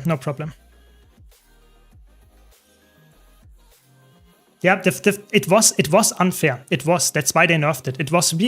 It felt so bad to play against someone that actually consistently interrupted your healing skill. Because then your healing skill got an interrupt cooldown of 15 seconds, which is obviously already really strong. But you are always in fear, so to say, that the enemy interrupts your healing when you cast it the next time. So it was like really, the enemy Mesmer could really mind game you. I think that was a really cool interaction, but I think it was also really frustrating, especially as a new player, to play against it. Because sometimes it was like you wanted to cast the heal and instantly interrupted yourself, so that the enemy Mesmer tried to interrupt you with the instant cast power lock and would not get you, but you will set yourself on a cooldown, which is shorter than the power block, but you force the power lock out of it, and that means that you actually could cast it after 4 seconds instead of 15. It was like crazy mind games going on, but that's not the case anymore. So, yeah. Let's see what we can do. Maybe we can do some fractals. Let's go for that. Why doesn't it work? I guess not.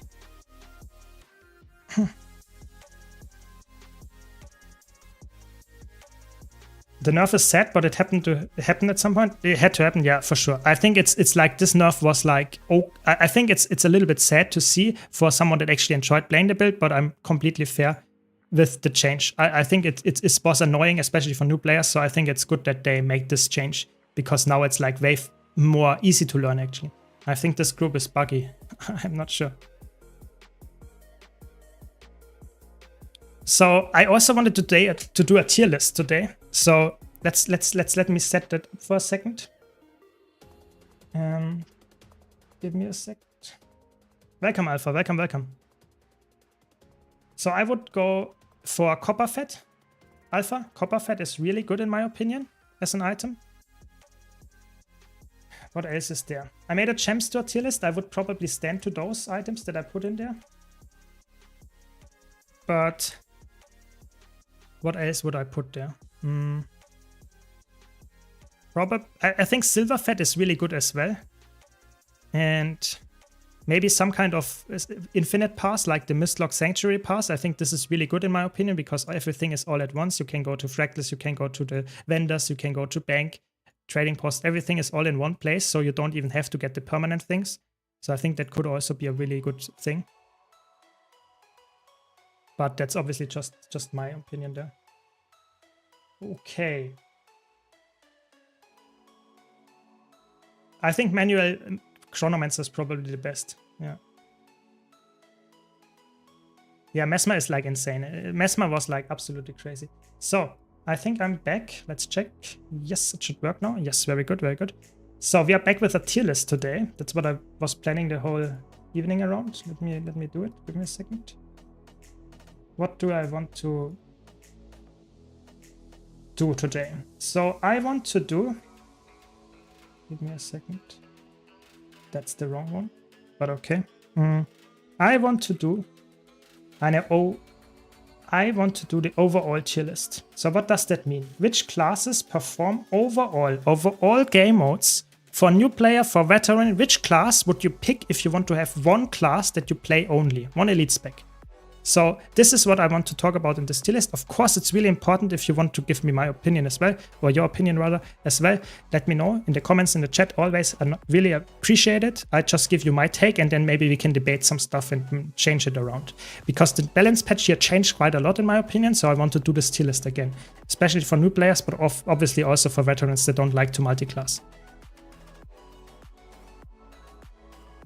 I think the silver fat is really good. I think silver fat, even if you don't open stuff, the silver fat is really good. The copper fat can be exchanged in my opinion. You don't need that one, but the silver fat is really good. Because it's actually the cheapest option if you don't go for the Mystic Salvage Kit. So it's really good as well. And what else is there what is really good? Yeah, Mistlock Pass, like I said, and maybe some infinite gathering tools if you're on the open world a lot. Or world versus world, stuff like that. Maybe that's like, but it's hard to judge. Just watch my gem store tier list and you get my full analysis of all the gem store stuff. But yeah, it depends a bit on the player. Oh no, that's not good. Yeah, exactly. It's a tier list for mostly new players, but like I said, veterans will also enjoy it. So again, as always for my tier list, this is a really big disclaimer here. This is my opinion. That doesn't mean it's the absolute truth, of course. That is like really, I try to express my opinion, try to give you my arguments why I think so, but it doesn't mean that it's the only way to see it. And every class is playable in every game mode, even the core classes, so keep that in mind. Everything that I put in D tier is still worthwhile playing. It's just not as good as other classes. That's my take here. So that's why I will put that there. So keep that in mind. But now let's jump straight in and talk about the classes that we have here. So what is an overall tier list? I want to play one elite spec in all game modes. How good is it performing? Is it working in world versus world? Is it a good roamer? Is it a circ play? Is it in PvE, in solo play, in group play? Is it in PvP? How overall does it perform? That's what I want to rate here. It's not easy, but I try to be quite objective. So we will see how it goes. And of course, let me know your takes as well. It's really important because that's like, I want to get some information on the community as well. Yeah, exactly, Black Magic. That's the idea. Entertain you. Yes. Yeah, hi YouTube. Exactly. This is not an opinion. Don't listen to Snowdrop. So let's start. Let's start with the core classes. And I already have a hot take. I think Mesmer, core Mesmer, is overall D tier. I think it's too weak. It has too much support capabilities without providing wounds. It's just too outdated. All elite specs of Mesmer are way more broken and just add on top of the utility. So I think it's a D tier build for me. That doesn't mean it's unplayable. I'm just saying it's one of the worst builds to play if you compare it to the others. I will go over the core classes quite fast because it's actually, yeah, I think not too interesting. I think core engineer is actually maybe low B tier. I would put it for now actually in low B tier. I think core engineer is actually quite good in competitive modes, and even in PvE you can make some crazy builds. So I think it's actually surprisingly good. It's low B tier, but it's, I think in my opinion, a decent build to be played as a core class. Probably one of the best core classes. Then we have Core Guardian. I think Core Guardian is definitely a B tier as well.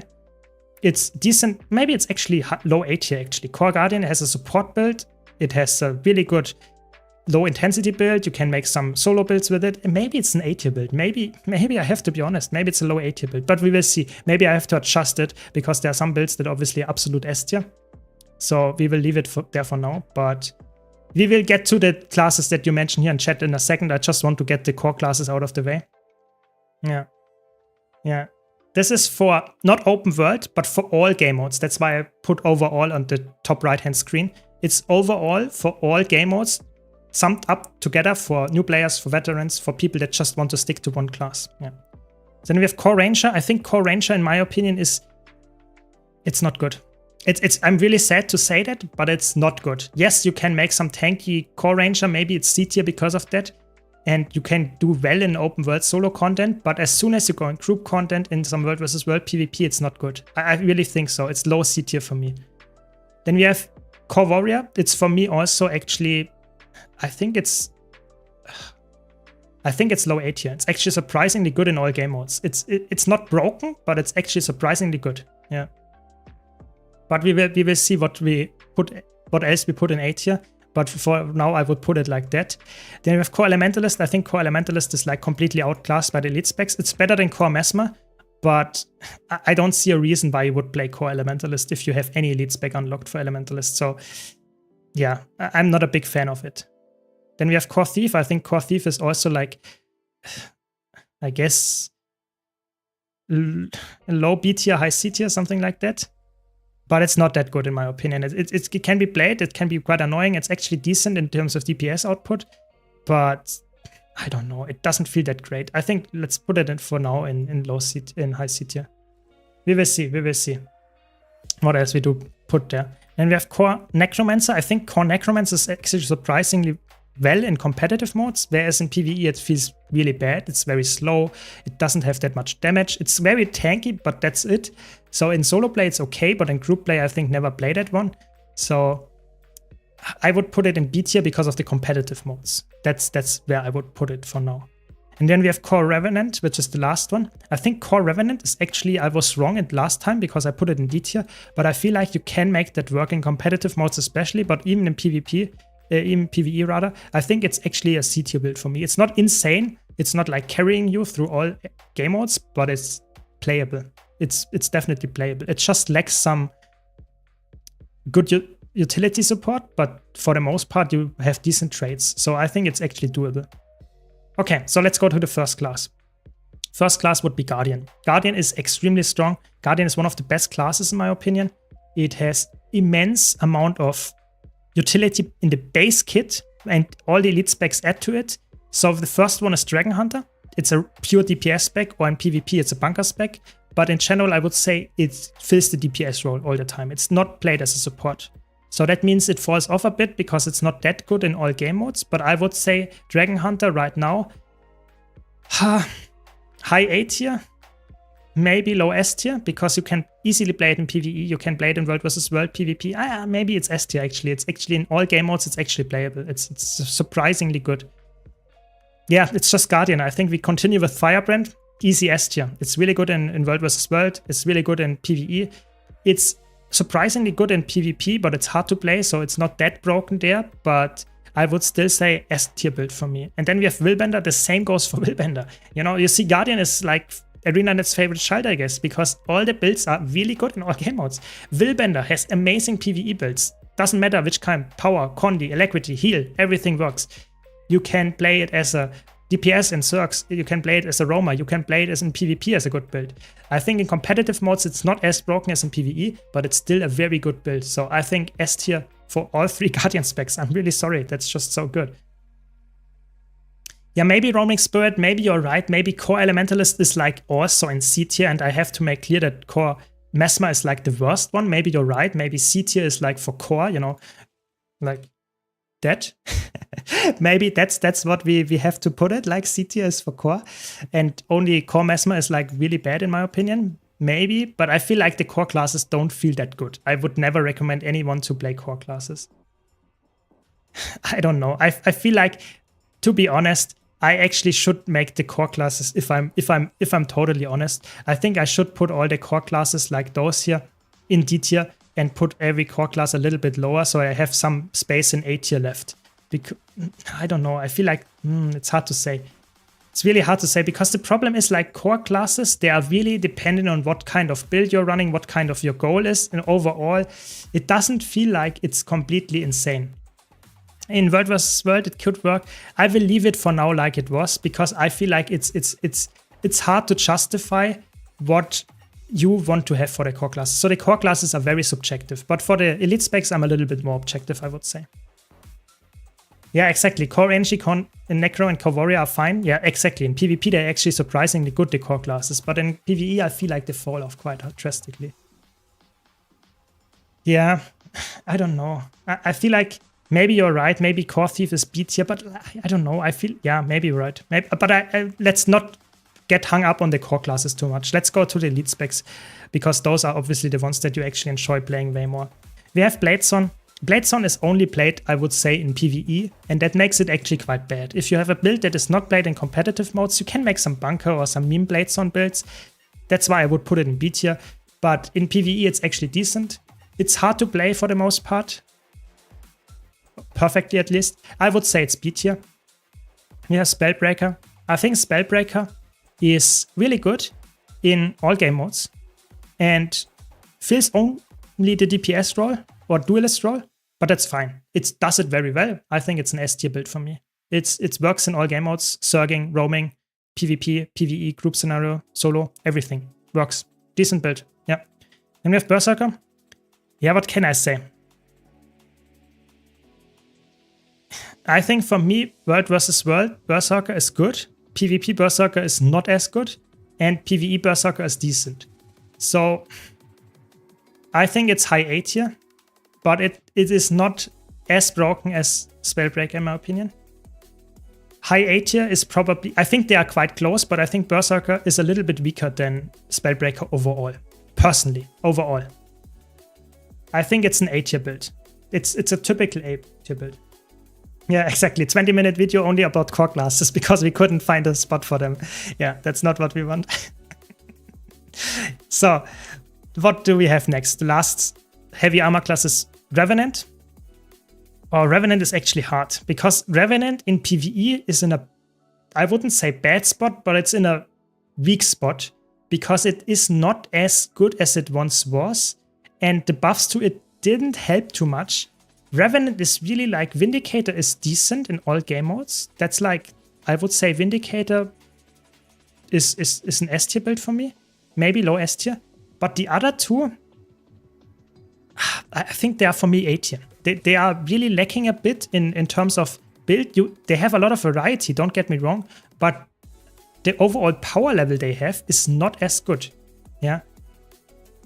Yeah, maybe you're right. Maybe it's not that good in PvP, so it can't be S tier. Maybe you're right. Maybe it's like in a high A tier because PvP is like not that good. But in World vs. World, it's a really good build. It's a really good roamer. And it's really good in PvE. So yeah, maybe high A tier. Maybe that's a fair point, yeah. Then we have Renegade. Renegade is actually good in PvP and World vs. World. In PvE, it's also decent. Maybe a Renegade is like also high A tier. But it's like overshadowed by some classes. Only in Fractals, it's insane. It's really hard to judge. I think Herald, on the other hand, I think with the nerfs to the competitive modes, I feel like for me it's low A tier. Maybe high B tier even. Because it's like in no game mode absolutely broken anymore. I think for me overall, Herald is like B tier, I would say, high B tier. But that's objectively because I know it was like very good. I know objectively it should be a bit higher maybe. But yeah, maybe we shouldn't consider PvP too much because like there are so little amount of people playing. Maybe that's, yeah, maybe you're right there, Black Magic, but I don't want to be mean and say PvP is not active. I think there are some people playing and it's actually supposedly more than active raiders. So I guess that's interesting. So let's go next to the medium armor classes. So we have Engineer. Engineer in general, you can say in PvP it doesn't work that well. It's still decent, but it's not that broken. In World vs. World, on the other hand, Holosmith is actually really good. And in PvE, Holosmith is decent, so I would put Holosmith in A tier. Because it's not absolutely busted. You can play it, but it's not that crazy good in all game modes, except World vs. World. Yeah, it's sad. Holosmith, I would say, a lot of people like it, but I feel like it does not work out in all game modes so well, sadly. Don't get me wrong, you can play it really well and you get crazy benchmarks in PvE, but for the amount of effort you have to put in to reach that number, you would rather play Mechanist, and Mechanist gives you way more numbers there. So I think Mechanist is like overall, if you exclude, yeah, the problem is Mechanist is really good in PvE. But as soon as you look at competitive modes, Mechanist falls off. So that's why I can't put Mechanist in S tier. Just I can't. I would say A tier. Don't worry, Benjamin, I will get to Chrono in a second. I think A tier, but above Holosmith actually. Yeah, maybe Mechanist is like, it's really, together with Scourge, those two, they are like PvP, please don't show up. That's like the tier. And then we have Scrapper. Scrapper is absolutely god tier in PvE and World vs. World. And you can actually play it in PvP as well. That's why I put it in low S tier. It is a really good build. only in PvP it struggles, but in all other game modes it's a really, really good build. Super speed. You have quickness. You have a lot of barrier. You have DPS, grenades. It's really good. Scrapper is S tier in my opinion overall. Really good build. It's also not that hard to play. It's way easier than Holosmith. So I think really good build to learn to start out. Then we have Thief. Oh, what can I say about Thief? I think Spectre is S tier for me. Spectre is so good. Now after the balance patch, it's so good. It has crazy amount of support baked in. It is a really good Condi build for PvP and World vs. World. You have crazy support in PvE or a crazy Condi build. It's so flexible. It's so good. It's so good. Yeah.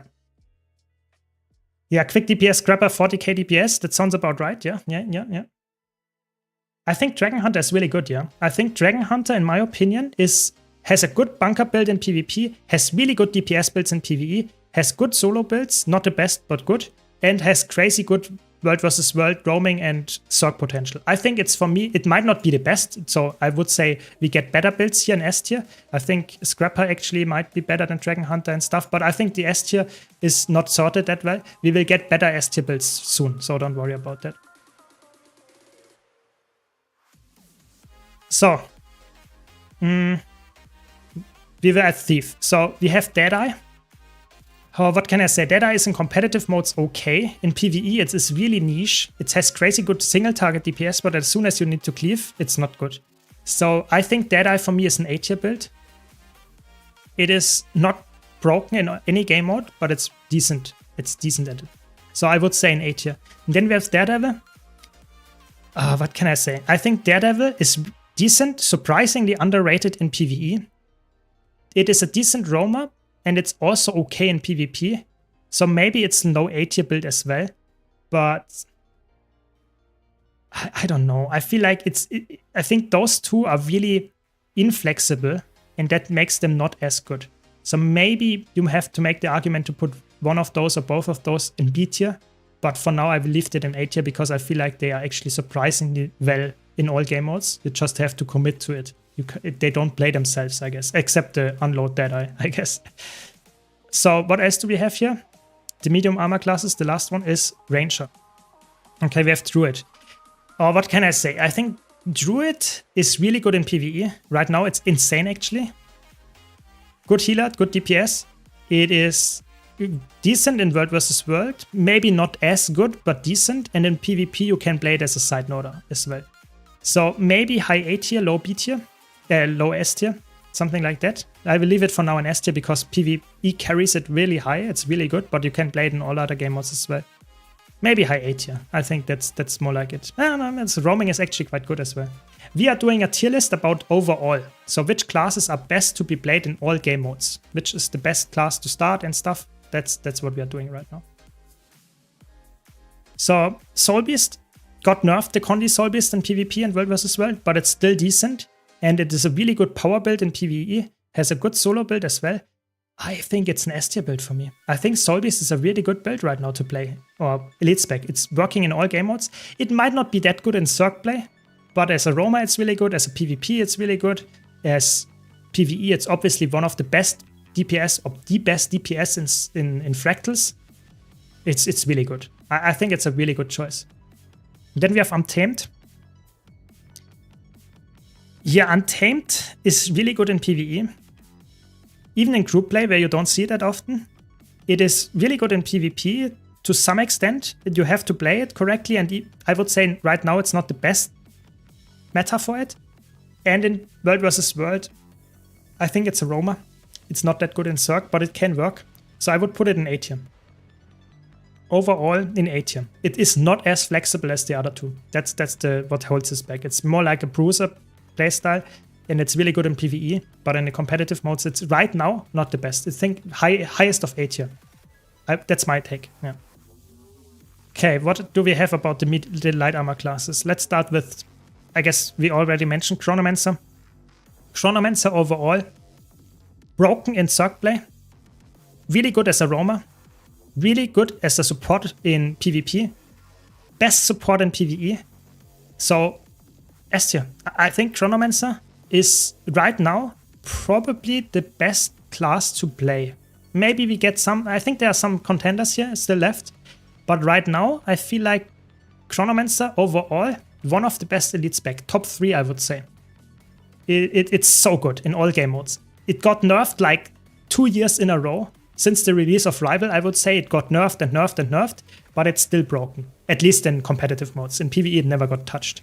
But, well, somewhat not. Virtuoso. I think Virtuoso, that might be a hot take, but I think Virtuoso is also S tier. It is really good in PvE. It is surprisingly good in PvP. And in World vs. World, as a Roamer and as a Zerg DPS, it's actually really good. I think it's an S tier build as well. I think it's not as good as Chrono, don't get me wrong, but it's definitely an S tier build as well. And then we have Mirage. Oh my god, Mirage got completely reworked with this patch, so please be a little bit wary here, because this is not completely set in stone where it is. So I would say, for me, Mirage is surprisingly good in Zerg play, is a good roaming build, has a good PvP build, has surprisingly good solo builds, and has good group builds now as well. So I think it's an S tier build with an asterisk. We have to see how it performs. Right now it can reach up to 70k DPS on the benchmark if you do some tricksing there. But in general, I think that's just a very good, solid class to play in all game modes. Yes, you are right, Benjamin. Chrono, if you want to play it as a DPS, it's not as easy to play. I did not say it's the easiest class to play. I'm just saying it's very good what it can provide in all game modes. And that's why it's so good to play if you want to play only one class, because you can focus on learning this elite spec. And if you master it, or if you get very good at it, you will perform in every single game mode very well with it. That's why it's so high in this tier list. It's not because it's that easy. Yeah, it's insane. It's obviously not completely legitimate. Sorry, butchered the word, but you get what I mean. It's not completely reasonable to use in a real fight, but on a golem, you can reach that in some situation. Yeah. Okay, let's go to Necromancer. I think Harbinger is really good in PvE. It is really good in PvP and World vs. World. It's an easy S tier. I think it's a really, really easy S tier. It's really good. Legit. Yes. Thanks, Snowdrop. Exactly. It's a really good build. You can use it as a roamer. It's not good in Zerg play. That's the only thing. But I think in roaming it's good. In PvP it's good. In PvE in general it's really good. In solo group play everywhere it's really good. So I think it's an S tier build for me. Might not be the best Necromancer spec, but it's a really good one. Then we have Scourge. Scourge is really good in World vs. World. It's really good in PvE, but it's not good in PvP. So that's why I would say overall high A tier. It's a good pick. It's not the best pick, for example, for Fractals, but in PvE in general has good utility. It's obviously as a DPS Scourge is a good pick, but not as a heal Scourge. So I would say high A tier, maybe low S tier, because only PvP puts it down. So maybe roaming as well. That's why I would say, because of roaming and PvP, that's why it's in high A tier. And then we have Reaper. I think Reaper is probably one of the best classes to play in all game modes, because you have a good Reaper build in PvP, you have a good roaming build, you have a really good Zerg build as well, you have crazy good DPS builds in PvE.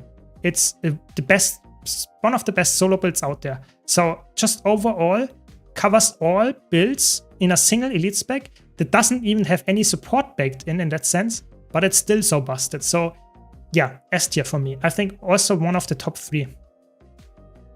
We did not mention yet one of the last top 3, so we will see what it is. It's Viva. No, I'm joking. It's not Viva. Viva is, I would say, overall performance, I would say B tier.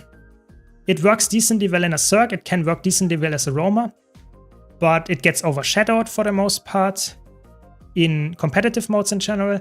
In PvE, it's surprisingly decent, so maybe you can make the argument for putting it in A tier if you only look at PvE.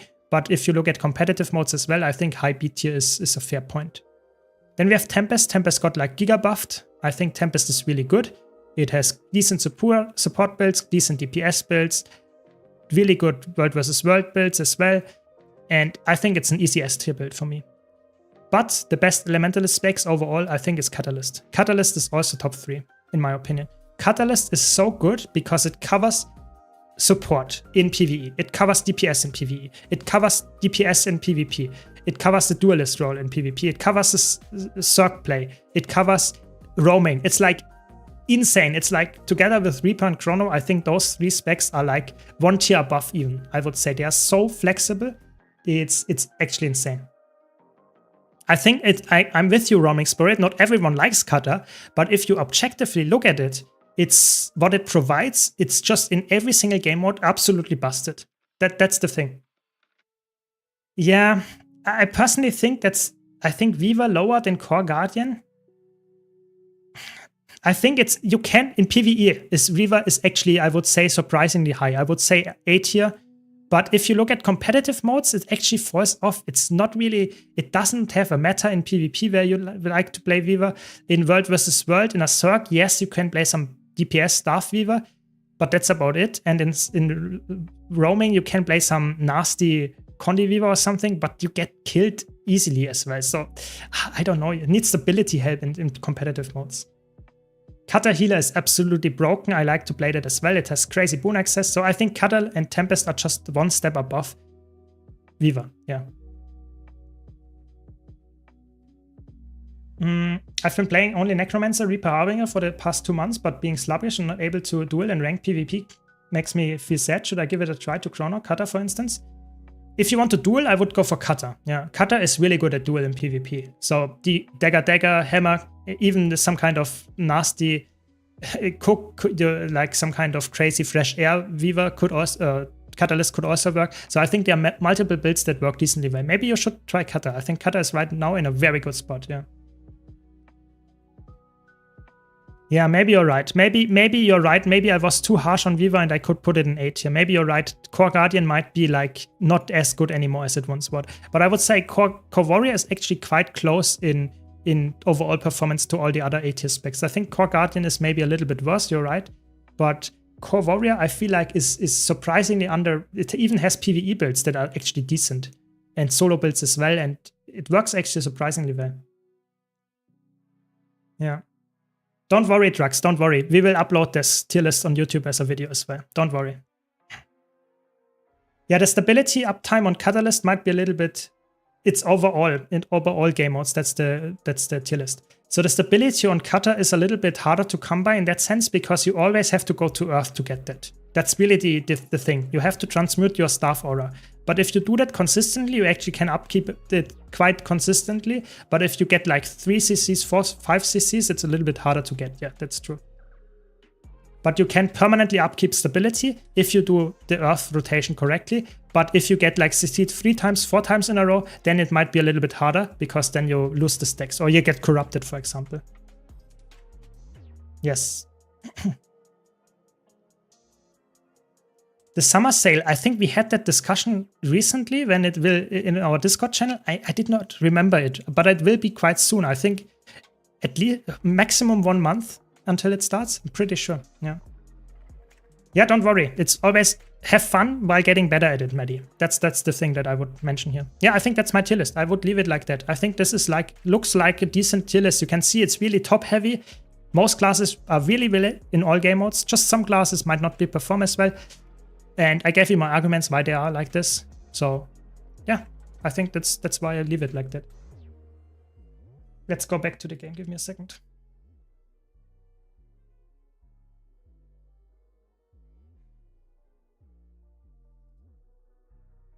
So very good, very good. Looks good. Trying to decide between Tempest build and Mirage build. You've uploaded recently. Which is better time in open world? I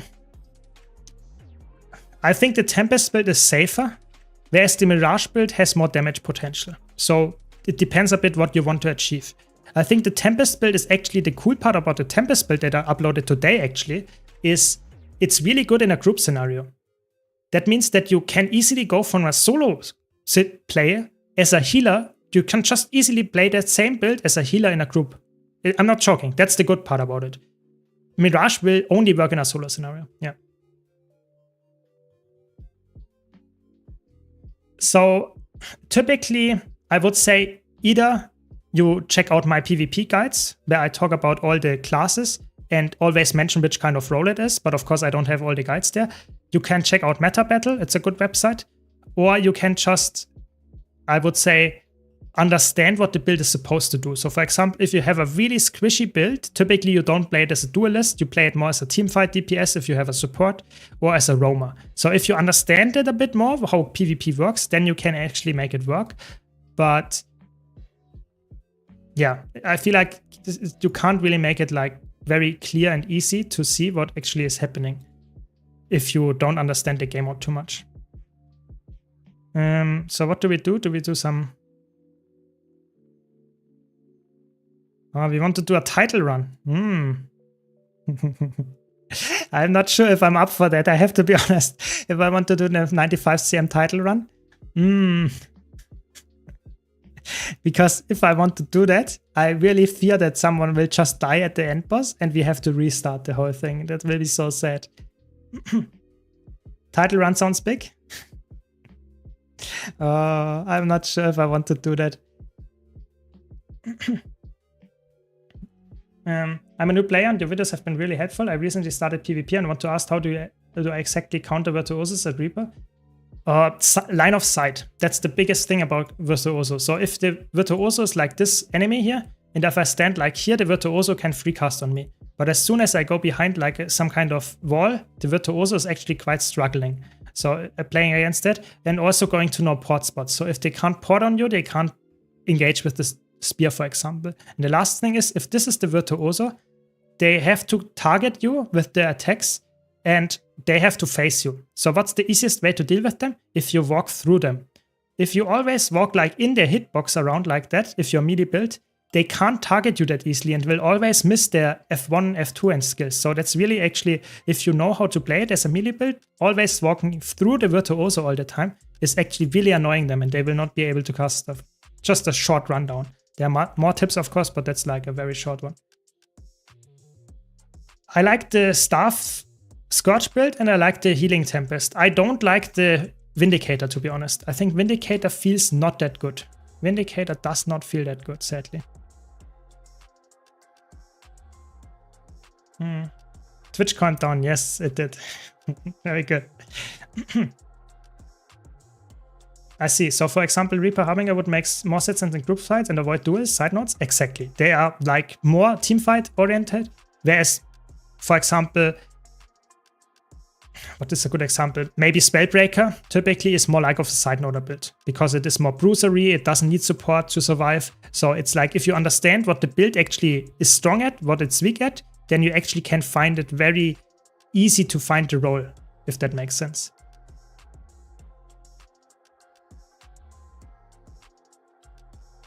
I think Vindicator is really weird. I think it has some issues, yeah. The boon uptime is an issue, but Black Magic, I think you're right, the prioritization is also weird. So it doesn't look like it's getting to be a really crazy good pick, sadly. I really don't think so. That's the sad part. Yeah, let's go. Come on. Let's go for the title run. Let's see how it goes.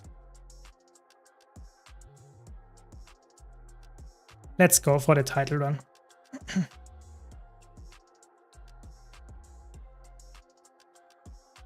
Snowdrop is here. Nice Snowdrop. I see. Don't die this time. Don't die this time.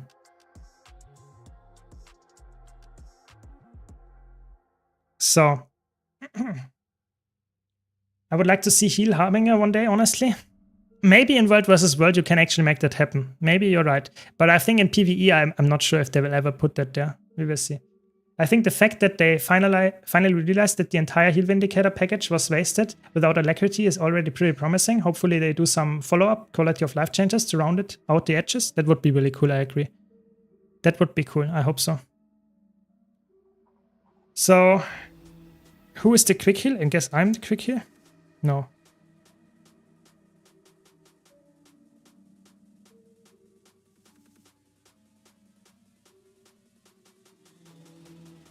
We will see. That will be insane. Let's see how this CM goes. That will be interesting. I will play Power Virtuoso, I guess. Do I have enough Agony here? I have to check that one. Yeah, that's good. And the title run. What can I say? The title run. I mean, this is not too hard, this fractal, to be honest, but yeah, we will see. It's always, I feel like the end boss will be a little bit annoying, to be honest. Because, yeah, we will see. What do we have here? How is the best way to improve your use of continuum split? To understand that the continuum split is like a very good thing to get a very nice burst of boons in the beginning of a fight. And understand that you can, for example, provide a lot of healing to your allies when using the continuum split correctly as well. So for example, if you do the continuum split and use all your shatters while you do that and then go back out, it will provide a lot of boons and healing. So I think the continuum split in general is a... What is going on?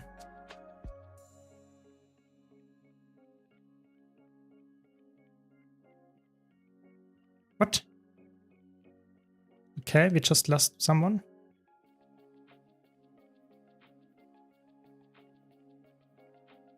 Interesting. Okay. Yeah, so I think continuum split in general is a thing that you should understand the encounter to perfectly place it. So for example, I can use continuum split and jump down here and can use it again to go back up. What's going on? What is going on? Okay. In general, continuum split, I would say, is something that you have to slowly start out and understand. It gives a nice amount of boons and stuff. And as soon as you understand the encounter better, you can place the continuum split more, let's say, worthwhile. Because if you, for example, place continuum split at the beginning of Bone Skinner, you will probably die because you will port back into the AoE and die. So that means if you can actually understand how it works at a specific encounter, it will improve drastically in terms of output that you get with it. Do you have to play Rival with Chrono Healer or can you use other weapon? So Rival is set in stone. It's really set in stone. But you can play any other weapon in the second weapon set. So I personally play Rival, of course. This is like the absolute best weapon. You have to use that one. And then you can use Dagger or Scepter in the main hand. And you can use Focus, Torch, or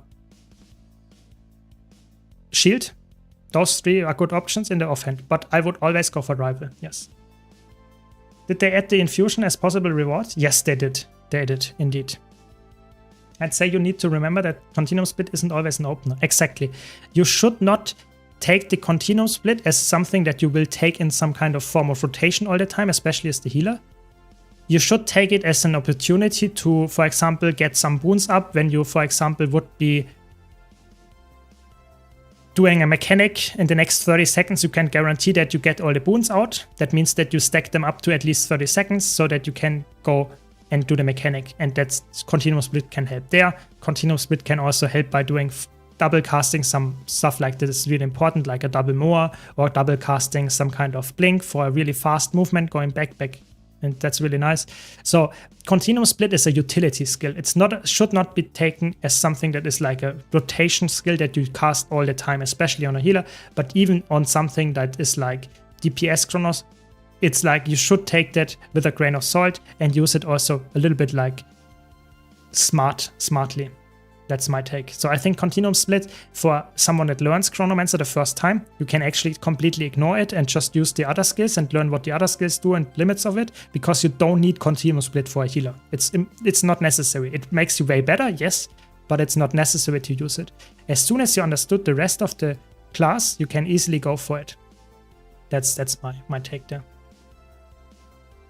As a tier 1 leveling chrono heal, I've used Staff and Scepter, Shield, no Rival, and it's pretty good. For people without Sota, it's probably good enough initially. Yeah, I agree. I think Staff can be a replacement for the Rival, but if you look at the Rival, yeah, what it provides healing on the auto attack. It provides healing and region on the second skill. It provides Condi Cleanse, Might, Fury, healing on the third skill. It provides a lot of CC and Alacrity and quickness on this one, and it provides Barrier, Resistance, and a Portal. Yes, it's pretty much the whole thing. It's pretty much the whole kit that you want to have on any healer in one weapon. So it's so broken that Staff looks like nothing. So that's why I would say yes, you can play Staff instead of Rival, but it will be quite a bit worse. That's definitely it. But for easy fights, definitely, you're right, definitely. How much magic find is relevant for a character, or maxing is it good? So I think matching find is really good if you have the resources to max it as high as you can get it, but it's not changing insane amounts. So the only thing it affects is direct loot from enemies. So if some enemy die, it will roll depending on how high your magic find is, better or worse. Yeah. If you play PvP and World vs. World, you get those reward chests. Those will also be affected from magic find.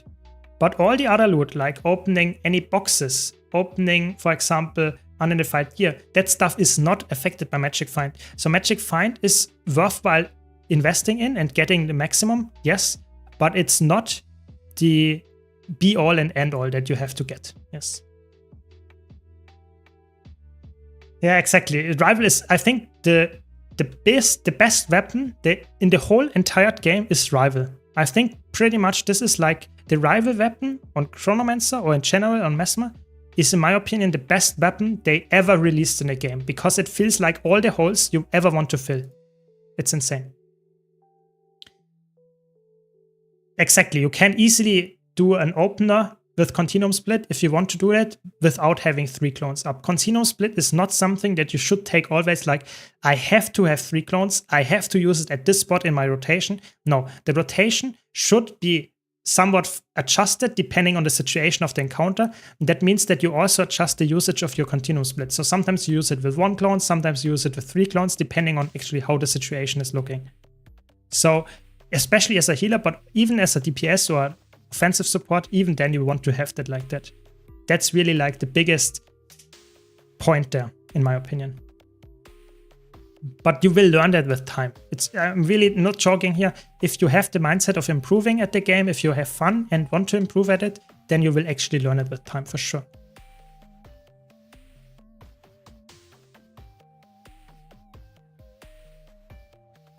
So, one last hydration before we go to the crazy. So, let's go. Let's go do the challenge mode. So, what do we have to do for the challenge mode? We don't have to die. Yes, coming soon. There's a long list of stuff that I want to get done. So a long list, and PvE Untamed is also on the list, don't worry. So don't get the light stolen away. That's the important part here. The wisps will steal your light. So that means if you want to get the title, CC the wisp that will spawn at some point. So, and of course later we have to stick together as well. There's the wisp. CC it. CC it.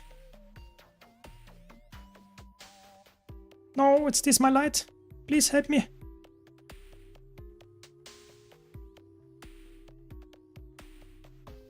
Nice, it gave me my light back.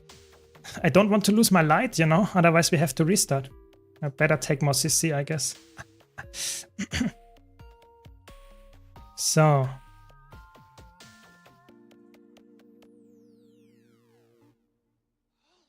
And of course, we don't want to fall down. So if we later don't have any light, careful, there's another wisp.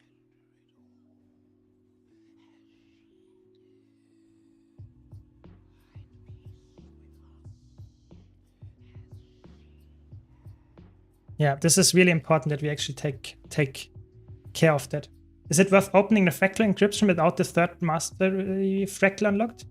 I would say if you don't have the full mastery unlocked, I would rather sell it, because that's always, so to say, worth it. And you can keep your keys until you get the mastery, or you can just keep the boxes until you get the mastery, and you will be good to go as well. I'm not joking there. I think keeping the stuff until you get the maximum reward out of it is probably the safer choice, if you can do that. It will take a bit, but you will get there.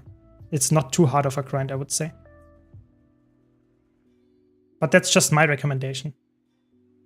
Yeah, that's true. That's true. Good point. Red envelopes of the Lunar New Year Festival are also affected by Magic Find. But that's like, there are not that many things that are actually affected by that. You have to get some CC down. Nice. And there's another one. I don't have any CC left.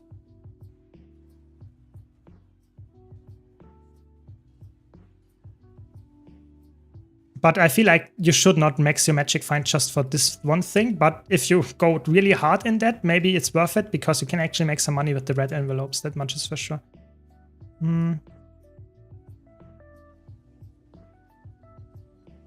I really hope we get the title. I don't want to always have to be like, oh, hopefully no one dies, because that's like, I can't influence that. I don't like titles like that where I can't influence how the outcome works. You know, it's not like something that I can do as a healer and can say, oh yeah, I'm the healer, I will save them. That's not possible on this title run. Yeah. So I really hope we get the title in this one and we will be somewhat safe then after that. Are Vindicator and Scourge heal comparable to Chrono and Firebrand? No. Sadly not. Scourge is decent in tier 4 fractals. It works, especially with staff. It's okay now. But if you want to go for CMs, I would not go for Scourge, and Vindicator sadly is not even close. It's playable, but it's not good. Not that good. Okay, so how many more do we have? Still quite a bit left.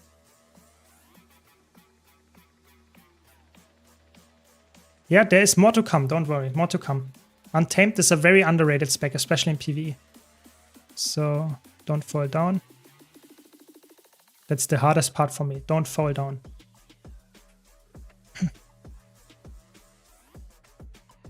Power Mirage, it's broken? Yeah, it's really good, but I don't want to play it here where I do also have to have some CC, and I also want to play it safe. Virtuoso is better for that. But thanks for the tip, Caspi. What do you think about the power block change? We talked about it earlier. What do you think about it? Is it a healthy change? Do you not like it as a Mesmer main?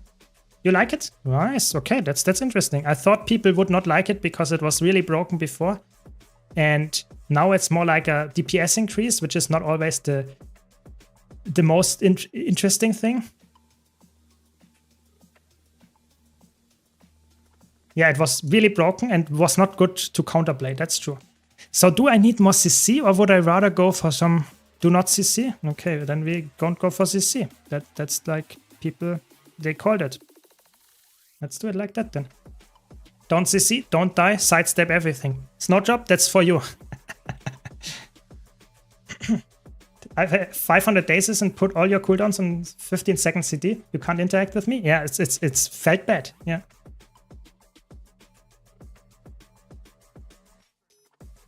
Okay, so we are debating here in chat, in the group chat, party chat, if we want to CC or not. Apparently, we are not completely decided yet. Apparently, we will see. I think, Domenico, I think actually Chronomancer is probably the way to. If you don't have the rival, I think Reaper, Power Reaper is a good choice. Power Reaper is a really good choice. Okay, so I have to sidestep those. Now we have to get the first thing going up, please. Going up, going up, going up. Everyone up, everyone up. Yes, very good. No one died yet.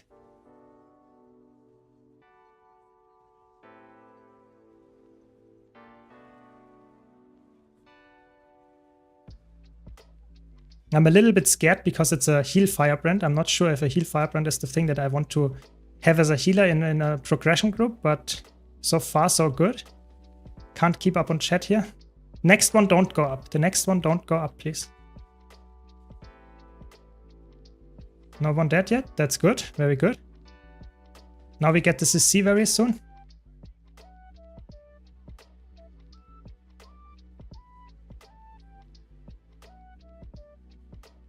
There's the CC. No CC. No CC. Very good. Very good. So that we can actually just skip all of the mechanics by doing that. Of course, we need a lot of healing. I'm not sure. Yeah, the firebrand is doing a decent job right now.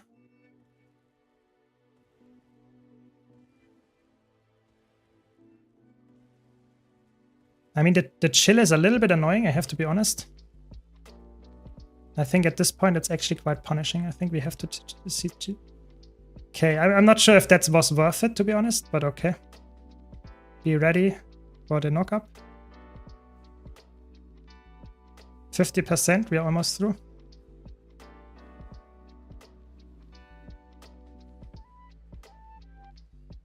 And it's what? It's insane. What? That's crazy. So much CC. It's only CC the boss actually. It's crazy. I will go for invulnerability here. I think now we should CC.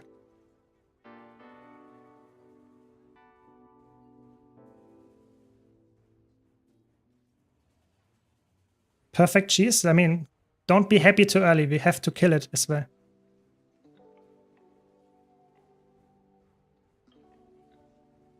So last 10% and another CC. Okay, maybe we can easily do it. Okay, maybe I spoke too soon. Maybe it's like very easy to do with this strategy. Yeah, I mean, okay, this is this is an interesting CM. Very good. Good job, everyone. Works as intended. Yeah, very challenging. Nice. Okay, we did it. I did not try Heal Mirage yet. Will come up very soon. Yeah, I could grief the cube, but I didn't want that. I mean, if I'm here on stream, I don't want to grief, and in channel, I don't want to grief. Don't take that wrong here. So keep that in mind.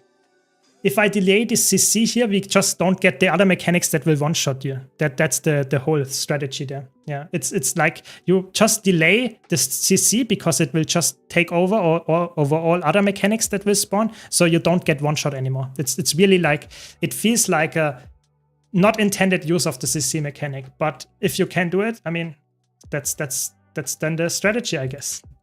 Yeah.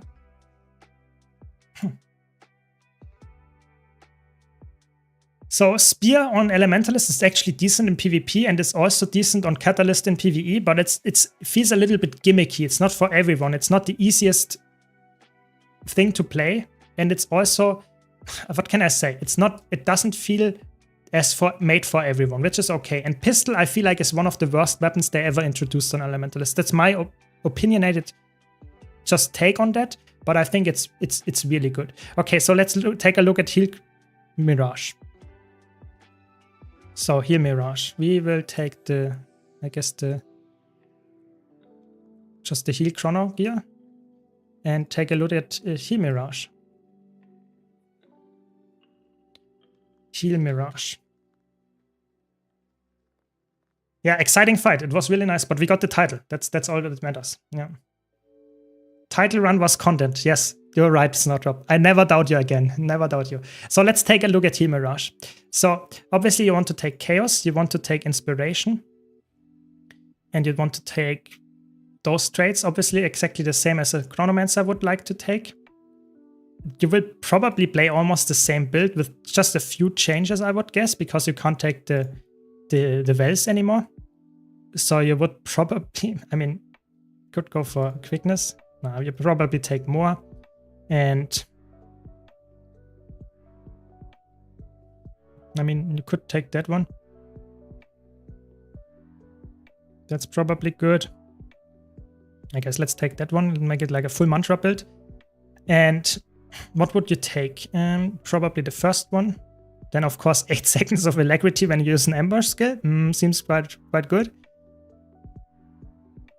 And probably that one. And what ambush is quite good as well on the second weapon set?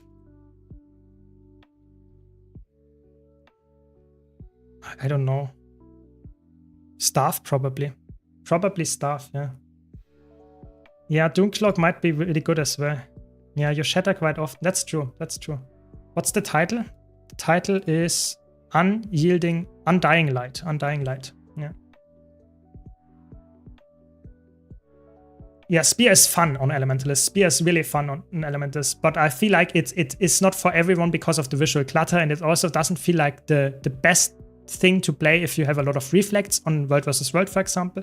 But I think that's a good choice, Kyler. I will go for that one. So maybe we have to go Staff. Do we have enough upkeep on Fury? That's the question. What do we have in the second weapon set?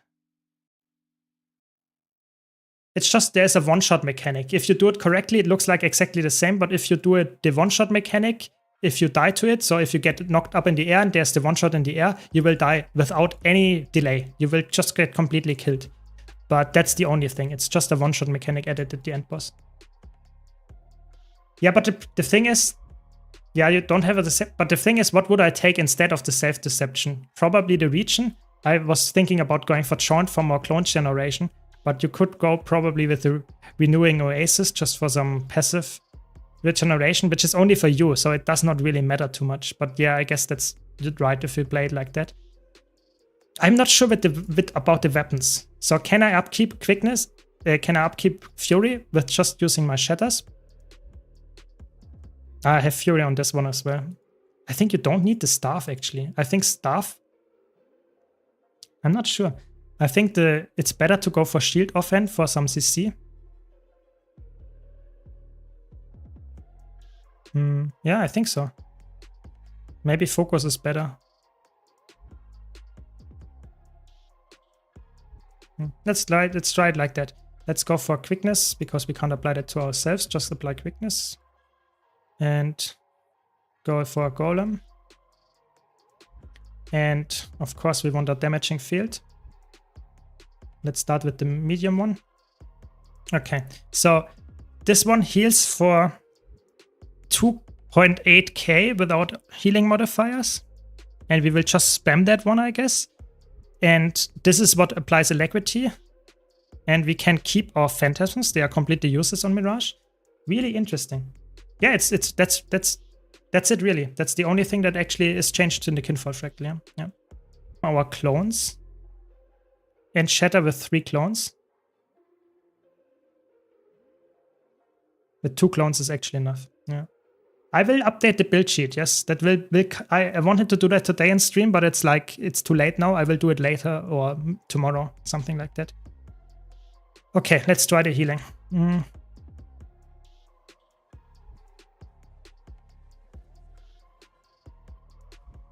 I mean, the might generation is a little bit lackluster, I have to be honest. But you're right, you actually get the shatter specs so often. It's crazy. But the might uptime is a little bit lackluster. It's actually crazy. I don't need to use my ambush from my... It's actually insane. I mean, which kind of relic could I run? Relic of the Flock is possible. It's actually crazy. You just spam the shatters. I did not expect that it will be that broken. That you just get the shatter reduction like always. And the boon uptime is actually also, obviously the alacrity is absolutely busted. But even you have all the nice boons. I mean, stability is obviously only when you use that. It's only for myself. That's perma self stability.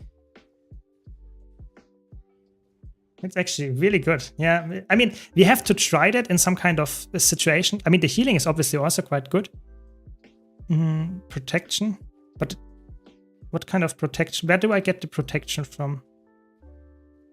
From the F2. That's actually really good. You get it from the F2, which you can spam because you have that one. It's actually, yeah.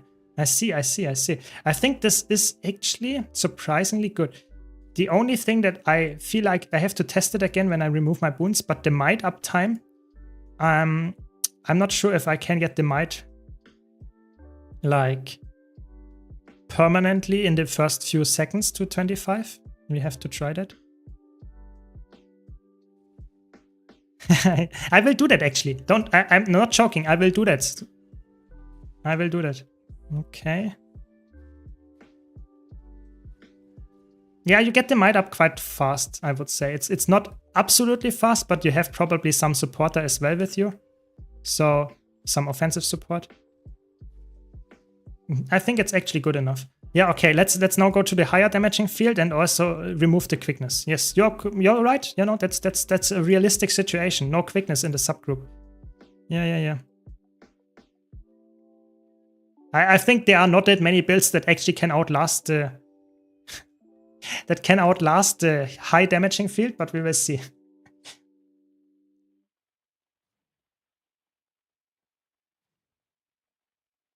Yeah, okay. Good point, Snowdrop. Good point. Should add that. It's just for me, like, I want to also showcase it in a real fight, but you're right, obviously, it should showcase the damaging field. It's not an addition that is, like, annoying to do. So, good point. Should do that. Thanks for the feedback. Really appreciate it. Really, you can outlast it easily. That sounds like insane, because not a lot of healers actually do that. You know, not a lot of healers can actually outlast the heavy ticking field. Holy shit, you're right. I don't even go below. What? This is like really good. Really good. That's nuts. I don't go below 90%. It's crazy. And my boon upkeep is also really good. And I don't have to swap my weapon. That's like a low intensity healer that is also really good. Crazy. I mean, I don't have even quickness here, and I'm still happy with the mantras. Crazy. Good job, Kyla, of pointing that out. It's actually a really fun build. Nice. Crazy. I mean, I don't use the signet, actually. I just use the signet if I wanted to reset my stability. That's why I take it. So if you want to fill the stability role. Yeah, I think Mirage heal is there. Let's find a group and check it out in a group.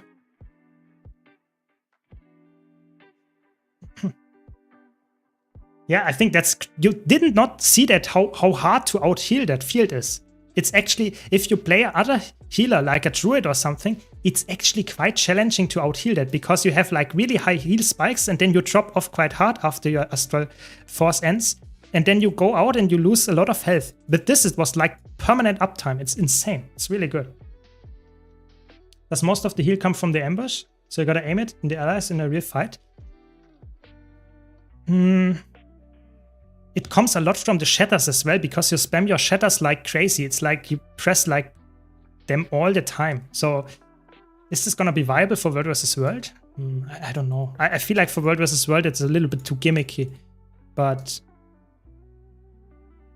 I mean, they need help in Cold War. Is that the time? Maybe we can get some raids. Practice Wing 3.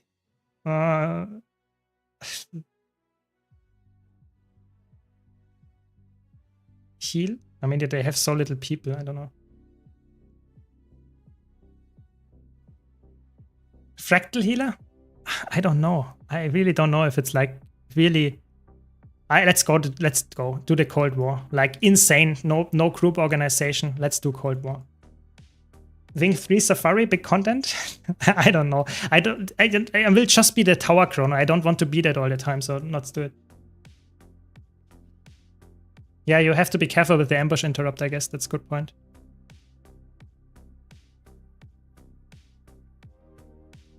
Cold War.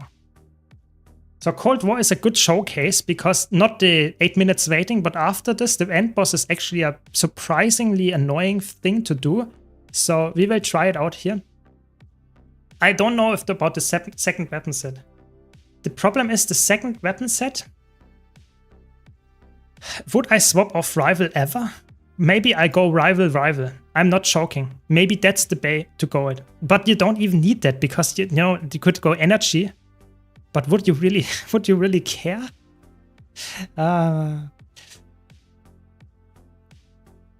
Would you care for the Energy? Oh. Do you need the Faber Relic to upkeep it? I tested Heal Windy. It's surprisingly weak. I was actually expecting that it was higher. Sigil of Endurance? What do you mean, Sigil of Endurance? Do you mean the Energy Sigil? Yeah, I think Rival might actually be the play. I actually think so. There is my Rival. There's one. I'm currently Harrier with the stun thing, but I think Energy might be the way to go, yeah. Energy, Transference. And another Energy here. I mean, you lose a lot of CC by doing that, but I think that might actually be really the way to go. Interesting.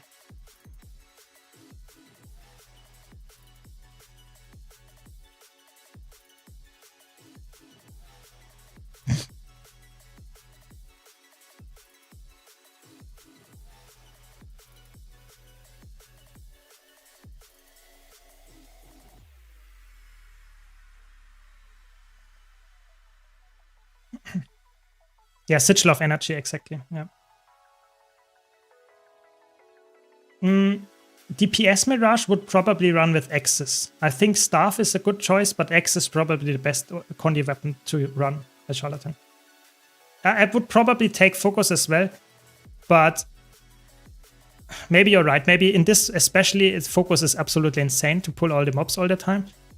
But I know at the end boss, I want to get the healing. So yeah, we will see. Why is it weak in your opinion? I'm using Chalice as my second legend, so I have both stability and Aegis in demand and I do a lot of healing. The only problem I'm currently seeing is Might upkeep. Yeah, exactly. That's the biggest problem. I think the Boon upkeep, Might, Fury even, and Protection, those are like not easily permanently upkept. And I also think it feels a little bit like that the spec itself is lacking, for example, swiftness if you don't blast the Chalice Road, I think. And it's also weird with the targeting. That's the biggest problem. It sometimes targets the other subgroup because it's targeted the vicinity and not the sub. And it's obviously a little bit weak if you get the alacrity to someone else. So I'm not sure if that's perfectly viable. If you don't like Mace for Untamed and solo open world content, which weapons would you run? Power Untamed? I would run obviously X in the offhand and maybe Sword. Or if you need ranged, I would probably go for X main hand as well. Those would be my choices. It's also really nice to actually play this build here because I can actually play the thing here very easily and get the alacrity permanently to my group. Let's put the boon thing up here.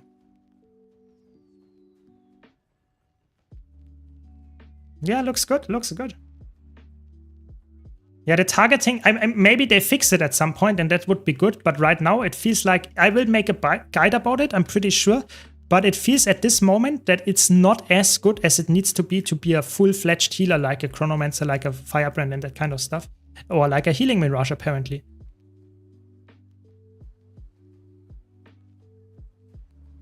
Yeah, looks quite good, I have to be honest here. I'm just spamming my ambush. It's so insane. I have like 8 seconds of alacrity on my ambush and I use it like every 2 seconds. It's like, what? I get a skill that gives me alacrity for my allies and I get that like every 2 to 3 seconds. What? This is so busted. I think they have to nerf that, to be honest. This is like so low intensity for a healer. It's crazy. Yeah, you're right with the protection with the change. Yes, you're right. But the might thing is a problem. If you can't upkeep 25 might on a healer, that is a little bit of a problem. Yeah.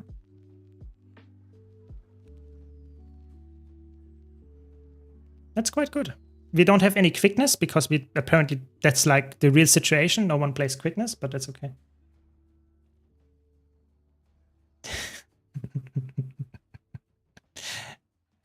I don't know what the Reaper actually does. I really don't know. I don't care at this point. I just want to have a really chaotic end boss where I can actually showcase this. I'm not sure if it's like a complete meme, the Heal Vindicator, but I feel like it is not as good as the other healers that we have right now. Maybe it's a decent healer, something like an A, B tier, something like that, but I feel like it's not as broken as you need it to be to play it in fractals and raids all the time.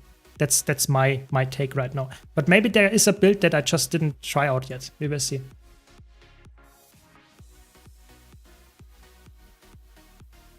Yeah, I mean, did I burst it? I don't burst it typically. I just leave it running typically. You don't need the heal for it, yeah. So you have Might and Fury covered with this, yeah. I think I didn't do it, at least not on purpose, Kyla. Yeah, you get 25 Might, it just takes a bit. It's not like instant, that's what I meant. But that's okay, typically you have some DPS or some offensive support that actually provides some Might as well. So it's not a problem. I'm not a Chronomancer. I'm not a Chronomancer here. I'm a Mirage, and it's actually absolutely busted, I have to be honest. Just have to get a little bit accustomed to the different playstyle, because it's obviously feeling quite a bit different than Chronomancer. It's really good. It's so good. I mean, I don't know how many healers we have, but this is like insane. The healing output is like probably the best healing output from any healers that I've seen in a long while. I'm dodging for the ambush all the time, yeah. And my ambush resets because of the, or my shatters, I get Mirage Cloak all the time because of Doom Cloak, and that resets my F2 and F3, F2 and F1 by 3 seconds if you do it. It feels like Chrono without a continuum split, but with way more healing. I'm not joking, this has more healing than a Chronomancer. And you don't underestimate the evade uptime here. So I can tank bosses with Harrier gear because I evade permanently. So I guess that's a good thing to have as well. Yeah, rival heal Mirage. Yeah, that's what they wanted to have all along, and now we got it. Yeah. Insane. I'm using currently Harrier with Monk Rune. So the classic healer setup for PvE. But I will do a build guide about it very soon, featuring Kyler. Good build, I like it. I like it. Look at those ambush spams, it's actually insane. I mean, you don't need to swap weapons. I have like rival right now so that I can use my energy sigil, but there is really no reason to do that. It's not necessary at all. You can just spam your ambush skills and your normal skills that you have here. You don't really need to weapon swap ever. It's actually crazy. Now I have to position a bit because my party is just... Yeah, we see slowly the healing is necessary because my party is just trolling. And we are all in one subgroup, so it's like perfect situation for one single healer. Yeah. I like it, I like it. They really want to test me, but I think we have multiple healers, I'm pretty sure. Yeah, no wells on Mirage allowed. That's the sad part, yes. Yeah, I think I tested it before the patch to see how the healing works out, but I feel like this one got buffed so crazy with the alacrity. And I think this was also helping. If you don't have that one, it actually doesn't feel that great, but if you with this trade and the recharge reduction, it actually helps a lot. Yeah, the quickness uptime is crazy. You know, maybe I should go for continue for this one just to get some quickness. It's probably more than all the other people apply.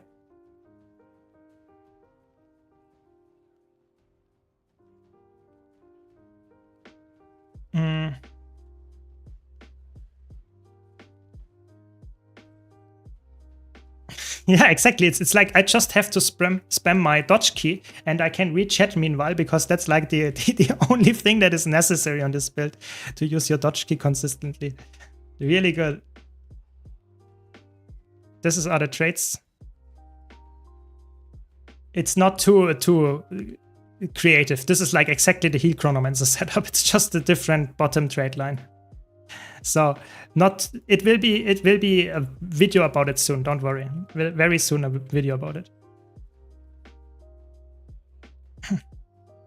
So we will see if the end boss also looks that clean, but we will see.